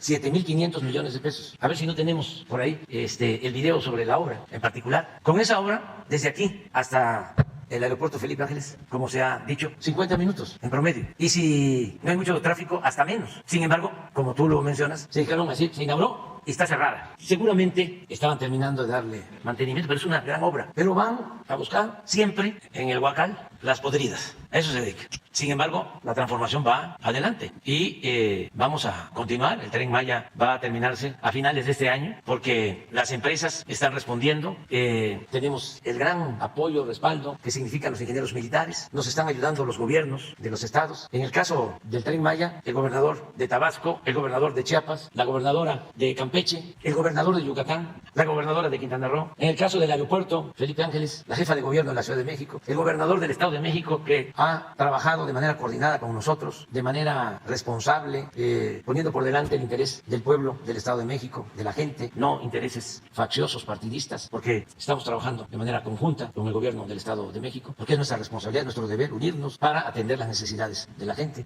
Y con el gobernador de Hidalgo, Julio Menchaca, también, y lo expresó, pues de manera muy clara, el aeropuerto Felipe Ángeles va a ayudar mucho a Hidalgo, pero a todo el Valle de México, porque entre otras cosas, es hacia el norte donde puede crecer la Ciudad de México. Entre otras fallas, errores de construir el aeropuerto en el lago de Texcoco, era el que se iba a terminar de saturar una zona ya con muchísima población, sin servicios, sin agua. Y en el caso de Zumpango, Tecámac, la zona donde está ubicado el aeropuerto Felipe Ángeles, muy cerca de Hidalgo, allí hay todavía mucho suelo y tienen agua, porque con el paso del tiempo, el gran canal del desagüe que va hacia Hidalgo fue creando un acuífero en esa zona de Hidalgo.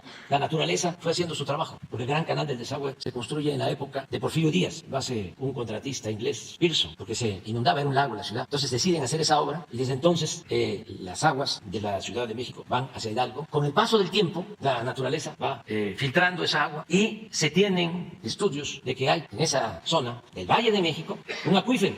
Es decir, se tiene agua, y eso es muy importante. Por eso cuando se decía Texcoco o Tizayuca, yo era jefe de gobierno, yo decía Tizayuca, por lo mismo, ya no es algo nuevo, porque sabíamos de que el desarrollo del Valle de México, el desarrollo urbano, con más ordenamiento, con más posibilidades de que se puedan garantizar servicios, está hacia el norte de la ciudad. Cuando yo fui jefe de gobierno de la Ciudad de México, me encontré de que de las 16 delegaciones, 4 estaban vaciándose, no tenían población. Las 4 delegaciones del centro de la ciudad, la delegación Cuauhtémoc, Benito Juárez, Miguel Hidalgo y Azcapotzalco. Porque con el temblor del 85 y además porque había inseguridad en el centro de la ciudad y porque había posibilidad de comprar terrenos más baratos en la periferia de la ciudad, pues se fue despoblando el centro. La delegación Cuauhtémoc en 1970 tenía 1 millón de habitantes y en el 2000 solo tenía 500,000. Y así Miguel Hidalgo, y así Benito Juárez, y así Azcapotzalco. Mientras Iztapalapa, porque como no había orden y hacían su agosto los desarrolladores inmobiliarios que compraban en las afueras terrenos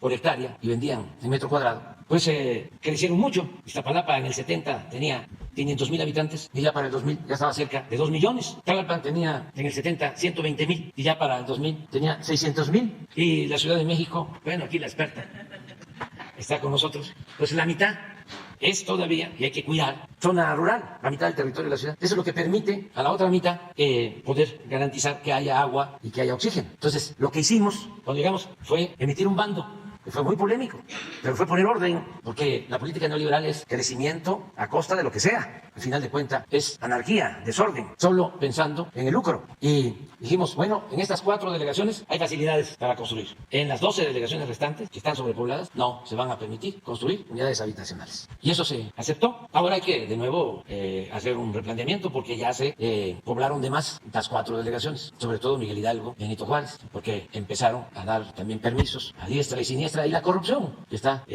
presente o estaba presente en todos lados, en todos los niveles de gobierno durante el periodo neoliberal. Entonces, ese es el problema de fondo.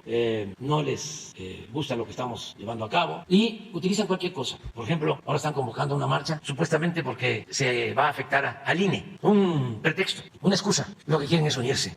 Se están agrupando todo el bloque conservador. ¿Quiénes van a estar en la marcha de protesta del domingo? Porque supuestamente se afecta el INE, cosa que es mentira. No se pudo llevar a cabo una reforma constitucional electoral. Ahora, fue una ley que no toca el fondo, que era lo que buscábamos, el que ya no se destinaran 25,000 millones de pesos a organizar elecciones, que se redujera ese presupuesto, que se utilizara en el desarrollo del país, en el bienestar del pueblo, pero no los de la élite, la llamada clase política, los intelectuales orgánicos, los medios de información convencionales, no todos, desde luego, y no ustedes, estoy hablando de los machuchones, de los de arriba, que son los que utilizan el periodismo como negocio, no para informar, no para servir a la sociedad, sino para sacar provecho en lo personal, en sus empresas, para chantajear, para obtener contratos. Entonces, se agrupan e impiden que se reforme la Constitución, porque para reformar la Constitución, hay que seguirlo diciendo, no solo es la mayoría simple, sino se necesita las 2/3 partes de los votos. Entonces, se tiene mayoría, pero no la mayoría que se necesita para hacer una reforma constitucional. Entonces, bloquearon la reforma constitucional en materia electoral, que planteaba, repito, reducir el presupuesto, planteaba que ya no se le diera tanto dinero a los partidos, planteaba que en vez de 500 diputados, solo se eligieran 300 y que se eliminaran 200 diputados plurinominales. Se planteaba que el Instituto Electoral Nacional se hiciera cargo de todas las elecciones en el país para no duplicar, porque hay Instituto Federal Electoral y en cada entidad federativa hay un instituto. Bueno, todo eso y más, porque se planteaba que en vez de que los partidos eligieran a los consejeros, a los magistrados del Tribunal Electoral, los eligiera el pueblo en una elección, que el pueblo dijera, esta ciudadana, este ciudadano íntegro, honesto, verdaderamente demócrata, quiero que sea consejero, para que se garantice la democracia, para que ya no haya fraudes electorales, como los han habido en la historia de nuestro país, como los hemos padecido en la historia de nuestro país, con daños gravísimos. Imagínense si no hubiese habido el fraude electoral en el 2000, en el 2006, en el 2006, imponen a Calderón. ¿Y qué hace Calderón? Lo primero que hacen, declarar la guerra al narcotráfico, pegarle un garrotazo a lo tonto,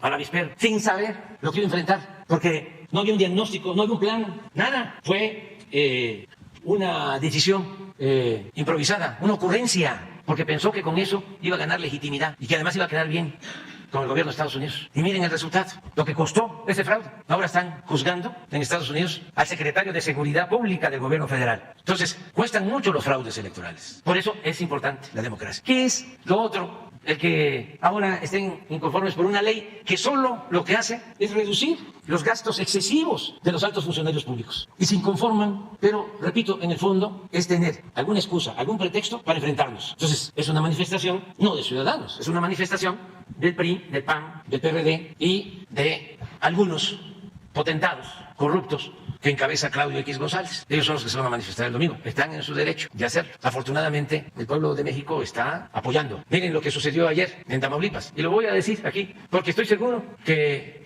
no fue noticia en los medios de información. O a lo mejor me equivoco. Ayer hubo una elección extraordinaria en Tamaulipas para elegir a un senador, porque el senador de Tamaulipas, Américo Villarreal, pidió licencia, participó como candidato y es gobernador, y su suplente lamentablemente falleció en un accidente y se quedó Tamaulipas sin un senador. Entonces, de acuerdo a la ley, se convocó a una elección extraordinaria que se llevó a cabo ayer. Lo más importante de todo es que no hubo confrontación, no hubo violencia, una denuncia sobre un posible fraude electoral, una denuncia en una casilla. Y muy pocos incidentes, muy pocas quejas. Vota también muy poca gente, 21%, porque es una elección extraordinaria. Y miren los resultados, no sé si los tengan por ahí, porque eso no lo van a saber a lo mejor en Chetumal, ni en Morelos, allá en Quintana Roo, ni en Centla, Tabasco, ni en Guaymas, donde estuvimos ayer, en los pueblos yaquis. Así estuvo la elección. El del Partido Verde Vamos a aprovechar a informar porque no creo que en el canal de La Estrella se dé a conocer o en los otros canales. A lo mejor me equivoco, ¿eh? Y sí, se informa. ¿Qué porcentaje? 99%, ya, como ya es público. Candidato del Verde, 22.651 votos, 3.9%. La candidata del PAN, PRI, PRD. ¿Quién hubiese imaginado esto? 3 partidos juntos, totalmente opuestos, históricamente, pero ya se borraron las diferencias. 128.204 votos, 22.10%. Y el candidato de Morena y del PT, 413.599 votos. Tamaulipas está dando el ejemplo, el pueblo de Tamaulipas, a nivel nacional. Esto significó 71%, 71.32%. ¿Saben también por qué menciono esto? Porque en sus campañas de publicidad de Claudia González, que además destinan muchísimo dinero, de repente, ¿no? Empiezan a decir, ya empezó la caída del movimiento, ya empezó el declive. Hay una revista, Proceso, que está de pena ajena. O sea, don Julio debe estar molestísimo. Pero a ver si pone la portada. A ver si es cierto lo que vi, porque como también meten cosas falsas. ¿Cómo se llama? Mentiras, pues. Fake news. Ah, no, vi otra. Pero es lo mismo. O sea, es igual. O sea, pero no, lo que quiero ver es donde estoy yo. No vaya a ser que sea, ¿no es la anterior? La de la semana pasada. Entonces vi una postiza en mi Face. Ah, no, entonces la vi mal. Pero pon esta. Es igual. Es el alarma. Negocios en el ejército. Nada. Calumnia que algo queda.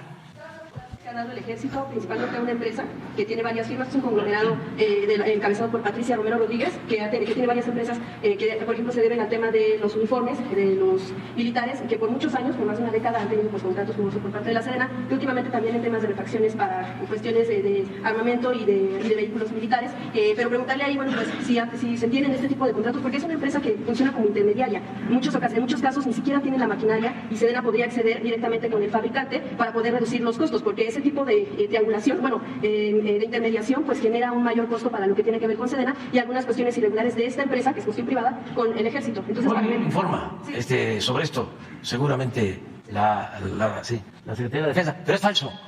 Estoy seguro que es falso, es un invento de la revista. No, pero eso no implica corrupción. Pueden tener contratos, pero no implican corrupción. Pero esto es sensacionalismo puro, amarillismo. Se va a aclarar, pero ya ustedes no van a sacar otra portada diciendo de que se equivocaron. Por transparencia es la misma Sedena. Pues sí, pero por eso, si está en transparencia, ¿sí? Si fuese algo chueco, no se pone en transparencia. ¿Se ocultaría entonces? ¿Mande? ¿Se ocultaría? Entonces hay cosas ocultas cuando están... Nunca se oculta nada, nada absolutamente. No somos rateros. Ese es el problema, ¿sí? De algunos medios que se quedaron con ese chip de que el gobierno es corrupto. Entonces, ya no es así. En este gobierno no hay corrupción. Es una empresa que se heredó de anteriores administraciones. Sí, se va a explicar. Y la Sedena tiene sus fábricas de ropa, de uniformes. Ayer precisamente se inauguraron los nuevos uniformes para todo el personal militar, construido en las empresas de la defensa, y se va a informar sobre eso. No sería enviarle los contratos si se tiene donde se hagan, ¿no? Sí, pero estoy seguro. Sí. O sea, si tengo que decidir ahora entre el proceso y la honestidad, en este caso de la defensa, me inclino por la honestidad de la Secretaría de la Defensa. ¿Qué es la que informó, pues, finalmente? Sí, que es la que informó, y sostengo que el proceso miente y que actúa de manera tendenciosa, con amarillismo, que es lamentable, porque era de las únicas revistas que había durante mucho tiempo opositoras. Y en los últimos tiempos pasó como lo del Siempre. En su momento, el periódico Siempre de mi paisano, Pepe Pajés, era la revista plural que existía. Y ven el Siempre ahora, no tiene nada que ver. Y así está Proceso, lamentablemente. Señor. Y muy alejado de la gente, porque esta nota puede interesarle por el morbo y además porque no nos quieren a los de la llamada clase política. Pero la mayoría de la gente tiene una visión completamente distinta de lo que está sucediendo en el país. De todas formas, se va a informar hoy y se va a desmentir, pero ya ustedes en la próxima revista no van a poner nos equivocamos, le ofrecemos disculpa. Estoy esperando todavía que se disculpen muchos que aplaudían en la época del saqueo neoliberal. No, al contrario, el Reforma, en vez de hacer una autocrítica, sigue apoyando o formando parte del grupo que se dedicó a saquear al país. Ayer antier le hace una entrevista al expresidente Calderón y yo pensaba, va a hablar el expresidente Calderón del caso de García Luna? ¿O le van a preguntar en el Reforma sobre el caso de García Luna? Nada, cuidándolo. Y es toda la revista, Krause, ve uno de los artículos todos, convocando a la marcha para el día 16. Su preocupación por lo que está sucediendo en el legislativo con el Plan B. ¿Vio el video que publicó en la conferencia del Episcopado Mexicano? ¿Cuál agencia? En la conferencia del Episcopado Mexicano emitió un video donde habla de la preocupación que tiene la Iglesia por el tema del proceso por el Plan B en el Congreso. Sí. Llama que está todo con certeza. Sí. Por eso nosotros vemos con mucha simpatía al Papa Francisco. Señor presidente. En la Iglesia Católica, nuestro referente es el Papa Francisco. Y nosotros somos respetuosos de todas las creencias. Y en nuestro movimiento hay católicos, hay evangélicos, hay de todas las religiones. Y también libres pensadores. Pero cuando se habla de la Iglesia, que está apoyando a un bloque conservador en México, yo digo no. Esto no tiene que ver con el Papa Francisco, porque él ha condenado a los saqueadores, él ha condenado a los que explotan, a los que humillan a los pobres. Tenía muchísimo tiempo que no había un Papa tan cristiano, tan defensor del pensamiento y de la obra de Jesús, que siempre estuvo del lado de los desposeídos, del lado de los humillados. Por eso los poderosos de su época lo seguían y lo espiaban y le llamaban alborotador del pueblo y por eso lo crucificaron. Entonces, esa iglesia la representa el Papa Francisco. Sí me preocuparía muchísimo si el Papa Francisco se pronunciara sobre este tema. Pero si es aquí, hay que entender cómo las élites de todas las corporaciones siempre se unen, se alimentan, se nutren mutuamente. Las élites, no el pueblo católico, no el pueblo evangélico, no el pueblo laico. Hay que diferenciar. Nuestro movimiento tiene como propósito atender al pueblo y defenderlo de una élite opresora y corrupta que le ha impedido al pueblo salir adelante, salir de la pobreza. Esa es la esencia de nuestro movimiento, por eso decimos, por el bien de todos, primero los pobres.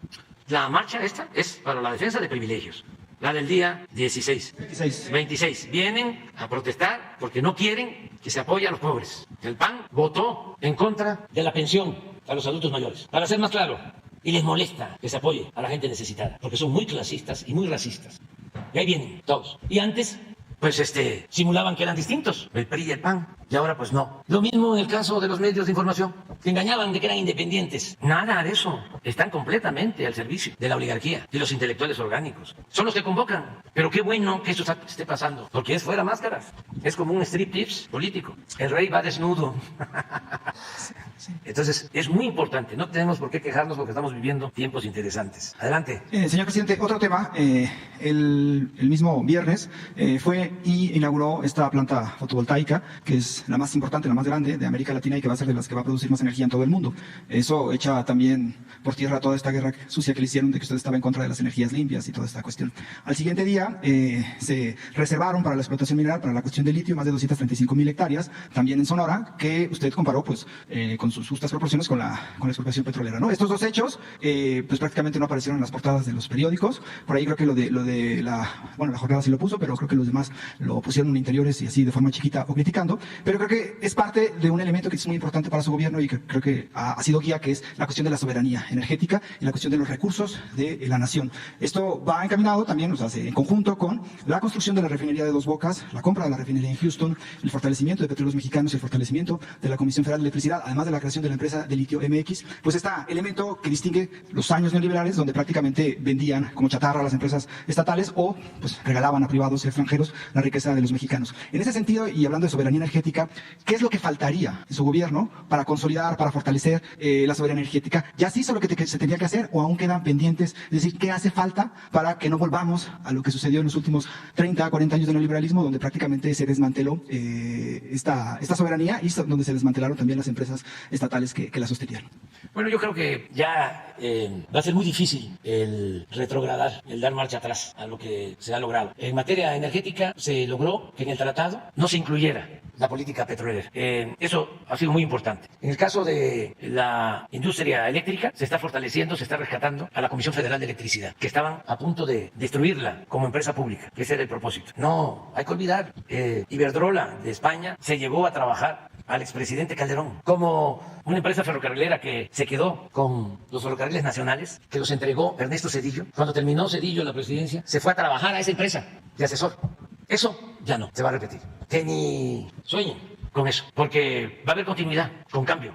Yo voy a dejar la presidencia en 1 año, 8 meses, pero hay relevo generacional y es una garantía de que va a haber continuidad. Además, lo más importante de todo es el cambio de mentalidad que se ha logrado en el pueblo de México. la revolución de las conciencias. La gente ya no va a permitir el saqueo de nuestros recursos naturales. Y ya se estableció lo de litio y ya se hicieron reformas para que no se permitan estos negocios jugosos en contra de la Comisión Federal de Electricidad. Y ya Pemex es una empresa de nuevo consolidada. Entonces me voy a ir tranquilo porque ya se sentaron las bases para la transformación futura. Faltan cosas, pero vendrán otros a darle continuidad a estos procesos para recuperar por completo nuestra soberanía y para que continúen las políticas de bienestar. Por ejemplo, ¿cómo le van a hacer los conservadores para quitar la pensión a los adultos mayores? Si ya está en la Constitución como un derecho. Necesitarían tener 2/3 partes de los votos del Congreso para reformar la Constitución y eso está lejísimo. Ya es muy difícil. Y lo digo porque ya empezó la reforma. Cuando iniciamos lo de la pensión a los adultos mayores en la Ciudad de México, ahí supe de que existían profesionales que se llamaban actuarios y que eran los que proyectaban lo que financieramente podría suceder a futuro con sus cálculos. Y de acuerdo a esos actuarios y todos los conservadores, iba a quebrar el gobierno de la ciudad si otorgábamos la pensión a los adultos mayores. Pues no sucedió eso. Y ahora, estaba yo viendo ayer, creo, a ver si lo tiene, lo mismo de reforma, a ver si lo ponen, de que va a quebrar el gobierno, o que va a ser insostenible el financiamiento de las pensiones de adultos mayores. Qué bueno que saquen esas cosas, porque en corto, en privado, pues lo plantean, porque para ellos esto es populismo, paternalismo, clientelismo. Para nosotros es humanismo, es garantizar que la gente mayor en el último tramo de su vida pueda vivir con un poco de holgura, algo que sucede en muchos países de Europa, que se llama estado de bienestar, en donde se llega a una determinada edad y se recibe una pensión porque ya se trabajó, ya se contribuyó al desarrollo del país, y es una pensión que se entrega de manera universal, no solo a los pobres, sino es un reconocimiento a todos los adultos mayores, es garantizar la seguridad desde la tumba, desde la cuna hasta la tumba, desde el nacimiento hasta la muerte, que eso es el ideal, eso es el estado de bienestar. Pero a ver si sacan la nota. Entonces, ese es el bloque que tenemos enfrente y muy contrarios al interés nacional. ¿Qué me va a extrañar de que estén en contra del rescate de Pemex los panistas? ¿Por qué me voy a extrañar si el PAN nació en 1939, un año después de la expropiación petrolera? Lo crearon los potentados de esa época para oponerse a la política popular y patriótica del general Cárdenas, para oponerse a la expropiación petrolera. Raro sería, que ese es el planteamiento que yo respetuosamente le hago a los del PRI, raro sería que el PAN, que surge en contra de la nacionalización del petróleo y a favor de las empresas extranjeras, que ahora estuviese defendiendo el petróleo. Eso sería rarísimo. Lo que está fuera de contexto histórico es que el PRI esté a favor de que se entregue el petróleo a empresas extranjeras, porque sí, en el 38 pues era el Partido de la Revolución Mexicana el que llevó a cabo esta acción patriota. Por eso va a estar muy interesante, porque el 26 vienen los conservadores al Zócalo y el 18 de marzo vamos a estar nosotros, el día de la expropiación petrolera. La aprovecho para invitarlos. Todos están invitados, todos.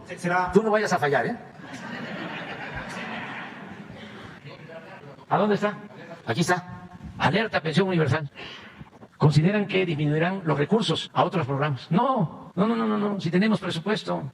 Este año vamos a tener como 339,000 dato para los adultos mayores. Esto es lo que dejaban de pagar de impuestos los machuchones, para que se entienda. Era lo que le condonaban de impuestos a los de arriba, a los que mandaban, pues, a los que van a venir el domingo. O sea, en vez de que no paguen impuestos los bancos como era antes, porque no pagaban impuestos los bancos, en vez de que no pagaran impuestos las grandes empresas que defienden reforma, como FEMSA, que no pagaba impuestos de allá de Monterrey, y otras, pues se lo damos a los adultos mayores. Deben de entender que es que hay gobiernos que dan y hay gobiernos que quitan, y ellos son de los que quitan. Eso no tiene nada que ver con populismo, paternalismo, comunismo, nada, es humanismo.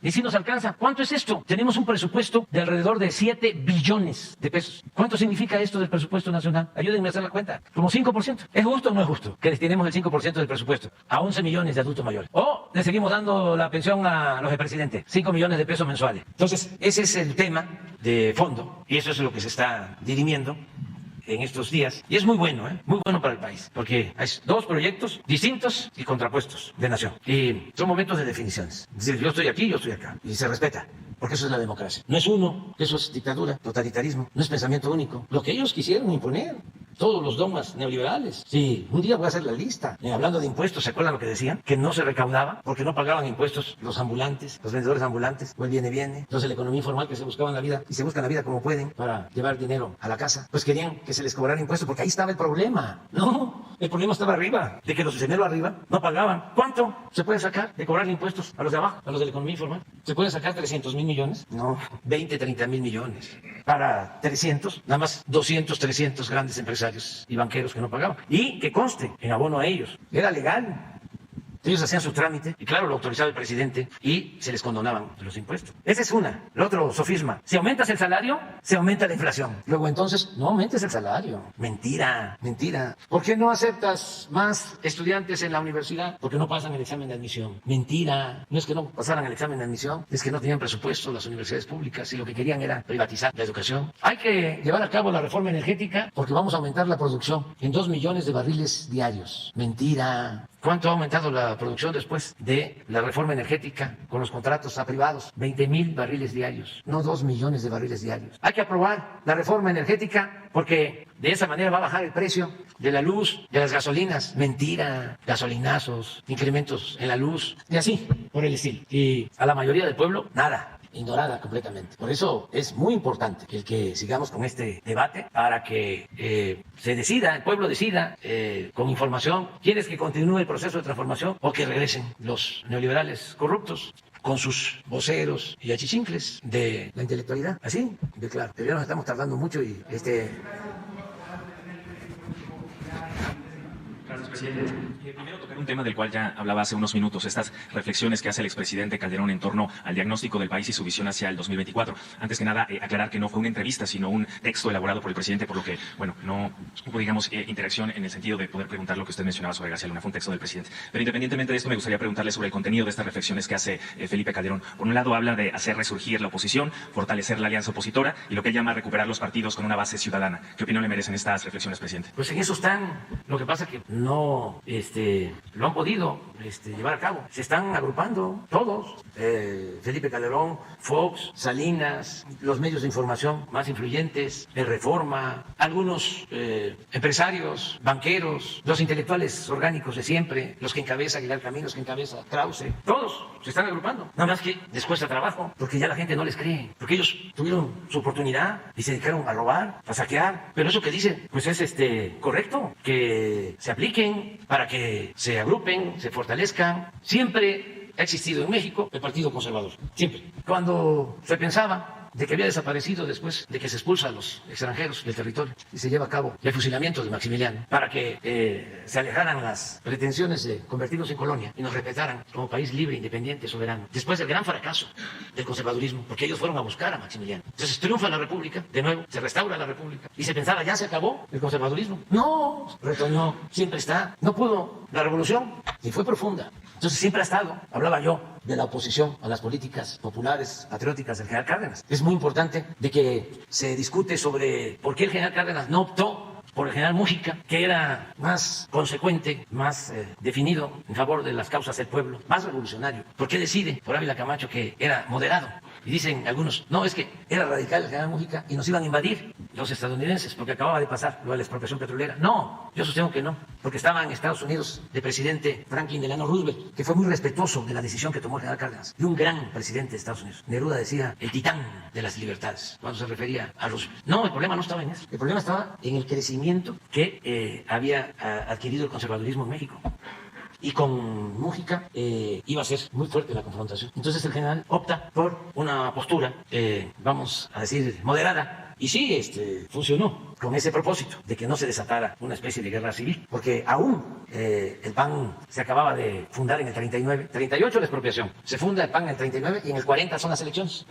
Y no postula el PAN candidato, pero apoyan, sobre todo los del Grupo Monterrey, que fueron impulsores del PAN, apoyan a Almazán como candidato opositor. Y se levanta un movimiento fuerte de Juan Andreu Almazán contra Ávila Camacho. ¿Cómo sería la situación de que en la casilla donde fue a votar el general Cárdenas hubo choques y le poncharon las llantas al carro del presidente? Y hubo enfrentamientos y hubo muertos. Entonces, ¿qué pasa después? Pues Almazán se va del país, deja de luchar y los opositores del conservadurismo negocian con Ávila Camacho y les empiezan a dar prebendas, como era hasta hace poco costumbre. Y se logra la unidad nacional, pero porque hay esa negociación. Lo bueno es que se evitó una confrontación armada, una guerra civil. Entonces siempre ha existido esa oposición, siempre. O sea, el Reforma, que surge como periódico en Nuevo León, está en su mero mole defendiendo el conservadurismo, porque ellos son parte de esa causa. Nada más que antes no se sabía. Entonces siempre actuaban como o fingían ser independientes, plurales, y no es así. Es un boletín del conservadurismo. Presidente, retomando, entonces usted lanza este reto a la oposición a que se agrupe rumbo al 2024. Sí, le hace bien al país, para que haya democracia plena. Esto que ayer se vio en Tamaulipas. Digo, no quiere decir que así va a ser el 24, porque va a participar más gente. Pero es muy bueno que se pongan de acuerdo, y lo que planteó Calderón, que se organicen, que se regrupen, que definan si va a ser Claudio el dirigente o quién, que definan cómo van a elegir al candidato del bloque conservador, porque hay como 50, y estoy viendo las encuestas y va Lili Telles en primer lugar. Presidente, y Espérate, es importante, eso no se sabe. ¿No tienes una encuesta ahí de cómo van los opositores? O sea, es que es interesante todo esto, o sea, que la gente no alcanza a tener toda la información. Esto no se habla en los medios. Y por eso yo voy, ahora que estuve en Sonora, estuve en Nogales, vemos la mañanera y ahí nos informamos. Entonces, si no se conocen las cosas, ¿no? Pero creo que va Lili Telles en primer lugar, en segundo va Naya, en tercero va Krill, en cuarto va la señora Margarita. Por ahí va la cosa, pero ahorita vemos. ¿Encuestas tiene cabeza la lista de aspirantes? Va muy bien todos. Presidente, y lanza este reto porque usted tiene plena confianza en que no van a poder. No van a poder. Estoy absolutamente seguro de que el pueblo no va a permitir que regresen los rateros, los que hicieron fraudes, los que engañaron al pueblo. Imagínense lo que significó en el caso de Calderón. Primero esto, ¿no? De irse a trabajar a una empresa extranjera. ¿Dónde está el decoro? ¿Dónde está la dignidad del que llegó, haya sido como haya sido, a la presidencia y luego se vuelve empleado de una empresa extranjera, de un monopolio extranjero? Además, nombra de secretario de Seguridad una persona que hace acuerdos con un grupo para perseguir a otros y de ser un funcionario menor se convierte en su brazo derecho y no es capaz, Calderón, de dar una explicación. Ese texto, por ejemplo, si no fue entrevista, por honestidad debería de escribir sobre eso y qué pasó durante su gobierno en materia de seguridad y otras cosas que iban a ir saliendo, que tiene que aclarar. Entonces, así, pero vamos a ver la encuesta de los. Lili, adelante. Anaya, Margarita Zavala y Santiago Krill. ¿Así está? Y por último, este tema, presidente, también en este texto el expresidente... Esto lo tienen que resolver, ¿ves? O sea, dice, a ver, ¿cómo lo van a hacer? Está lo otro, pero es lo mismo, si van juntos, ni modo que nada más tienen que ser del PAN, ¿sí? Tienen también posibilidad, no pueden excluir a los del PRI. Estamos hablando del bloque conservador. No cambien ahorita la pregunta. ¿Terminaste? Pues adelante. Es que no se puede porque son mis hermanos y mi hermana y es un asunto ahí de celos y de sentimientos. Bueno. Le preguntaba por último de este tema, presidente, también en este texto hay reflexiones o advertencias que lanza el expresidente, como por ejemplo que hay una restauración autoritaria, que hay una maquinaria clientelar a partir de programas sociales. ¿Qué responde a estas advertencias que pues lanza el es expresidente? lo mismo, ¿no? Ellos dicen, hay autoritarismo. Sí, pero yo no declaré la guerra. Les voy a platicar cómo estuvo, porque a lo mejor ya se les olvidó, o algunos que nos están viendo no lo saben. Pero en los primeros días del gobierno de Calderón, después del fraude, lo primero que hacen, sí, hasta sorpresivo, quién sabe quién lo malaconseja, como se decía antes, y vuela a Europa para ir a Patzingán. Los primeros días, por ahí debe estar la foto, ¿sí? Y en la fecha. Estaba entrando y llega con un saco, hasta le quedaba grande, militar, de una gorra militar. Saco. Por eso algunos caricaturistas, bueno, eso no lo voy a decir. Se lo dejo a ellos. Y llega ahí, baja el avión y me cuentan que el gobernador de Michoacán lo está esperando. Y no lo ve, porque venía él como secretario de la defensa, que era corpulento, que tenía, y además como todos venían de verde, no lo ve. Entonces estaba a punto de decirle, ¿y el presidente? ¿No? Cuando aparece Calderón, porque venía vestido de verde. Sí, está García Luna. Esta es la fecha. Pero no sé si sea lo de la llegada a Europa. Sí, porque ahí está Lázaro. ¿Qué tal la de... Ponlo, ¿para qué recortas? ¿No? Ponlo completo. ¿Cómo es? Entonces me platican de que iban de Europa a la Tierra Caliente, de Patzingán, y le dice el gobernador, oye, no te vas a quitar la chamarra porque hay mucho calor allá. Pues no se la quitó. De ahí llega y declara la guerra. Y a partir de ahí, enfrentamientos, desaparecidos, todo lo que todavía estamos enfrentando. Mañana vamos a dar información sobre la situación de seguridad en el país, que ya vamos revirtiendo, pero que por este error causó mucho. Y no solo este error. Imagínense que por un lado se declara la guerra y por el otro se hace una negociación.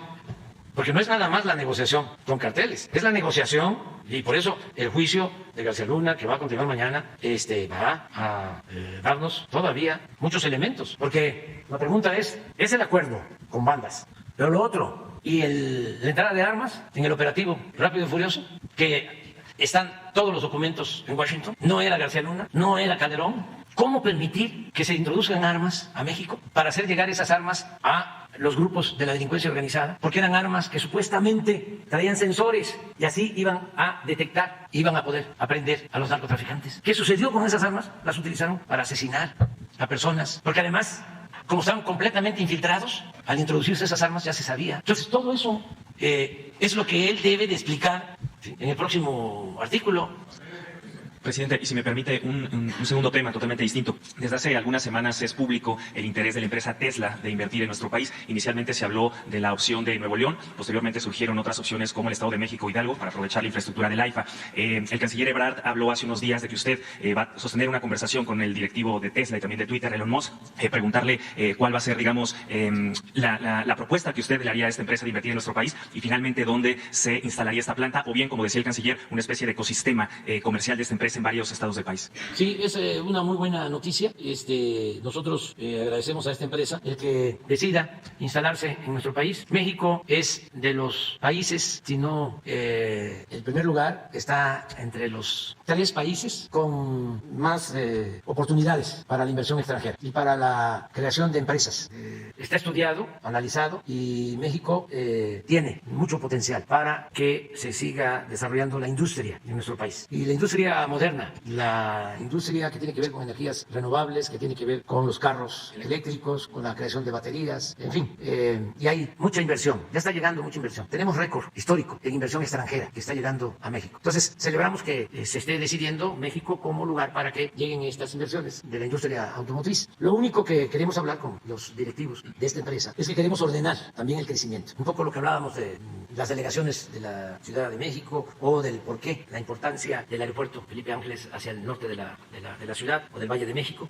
Hay ya lugares en el país en donde no se tiene agua suficiente y tenemos que cuidar el agua para el consumo doméstico. Y uno de los estados que tiene problemas por falta de agua es Nuevo León. ¿Y por qué le falta el agua a Nuevo León? Bueno, porque ha crecido mucho, no solo su industria, en consecuencia ha crecido mucho la población, porque no es poner una planta y pueden decir, la planta consume muy poca agua o va a utilizar aguas que son tratadas, sí, pero los que van a trabajar en esas plantas, las familias que van a trabajar en esas plantas, pues van a consumir agua.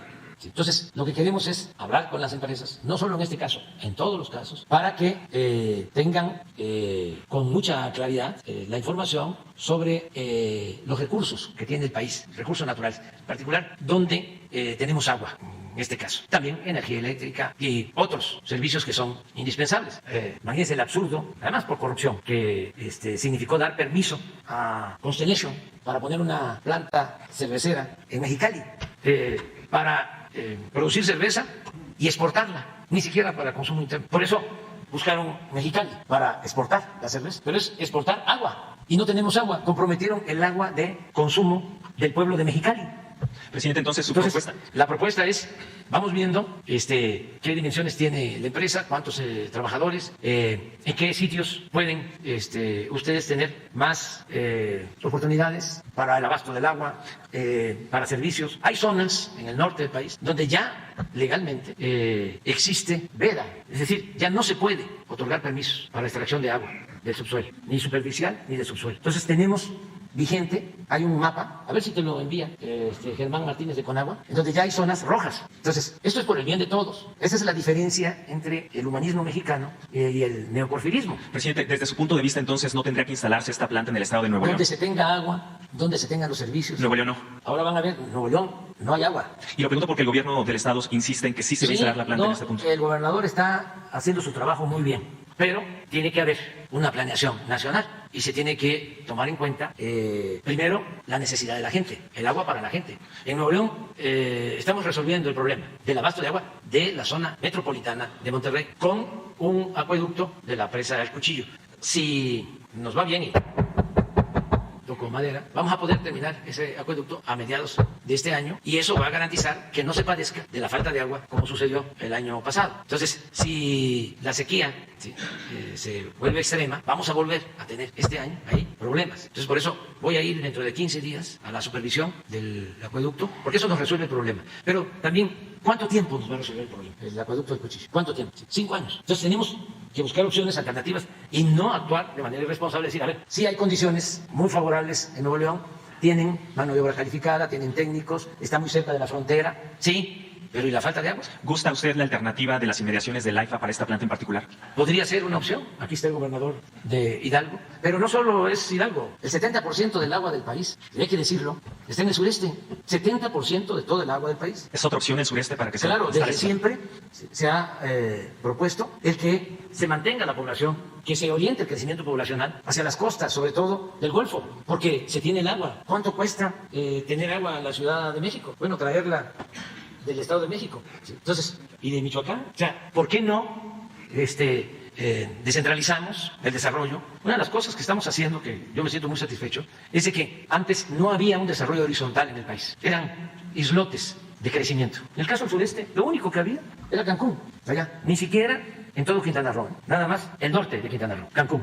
Y ahora lo que queremos es bajar del norte al sur en Quintana Roo y que se puedan internar turistas a Campeche, a Yucatán, a Chiapas, a Tabasco, porque esa es una posibilidad. Y lo otro es que con la inversión en el sureste, Veracruz, Oaxaca, Guerrero, Chiapas, Tabasco, todo el sureste, pues se pueda crear empresas. Hay algo que yo pienso debe de considerarse mucho. Y ahora lo vamos a plantear. Aquí está. Sí, aguas subterráneas. Mire cómo está. Entonces, ya tenemos casos como el de la laguna, de donde la perforación es tan profunda que se extrae arsénico. Imagínense, plantas de tratamiento de arsénico. Por eso estamos haciendo una inversión para llevar a Gómez Palacio, a toda la zona de la laguna, agua superficial, porque se tiene que cuidar la salud de la gente. Está demostrado, y es muy triste, muy lamentable, que hay cáncer, en niños sobre todo. Entonces, así está. ¿Esto es superficial? Sí. Sí, es subterráneo. Y este es por entidad. O sea, sí es región, pero hay una por entidad. Pero miren lo que les digo del sureste. Y aquí hay una oportunidad, que hay que hablar con las empresas extranjeras y empresas también nacionales. Todo el comercio se tiene acá, con Estados Unidos, todo el intercambio. Pero acá en la costa no tenemos intercambio comercial de Alabama hacia Nueva York, hacia Canadá. Y lo podemos lograr aquí. Por eso el desarrollo del istmo, los parques. Se tiene agua, se tiene gas, se tiene energía eléctrica. No hay tanta población, hay más tierra que población. Entonces, esto es parte de lo que queremos dar a conocer. Pero no hay decisión tomada. No, todavía. Yo voy a hablar con los directivos. Lo está haciendo el secretario de Relaciones Exteriores, Marcelo Ebrard, que lo hace muy bien, con el secretario de Hacienda, para ordenar y ver en dónde sí podemos garantizar que se tiene el agua y también energía eléctrica y todos los servicios, pero ya no seguir sobreexplotando pues estos acuíferos que se llama ahora en el nuevo lenguaje estrés hídrico, que están con estrés hídrico. Vámonos a desayunar porque si no ya la barbacoa se va a enfriar. Ya. Queda pendiente. Sí.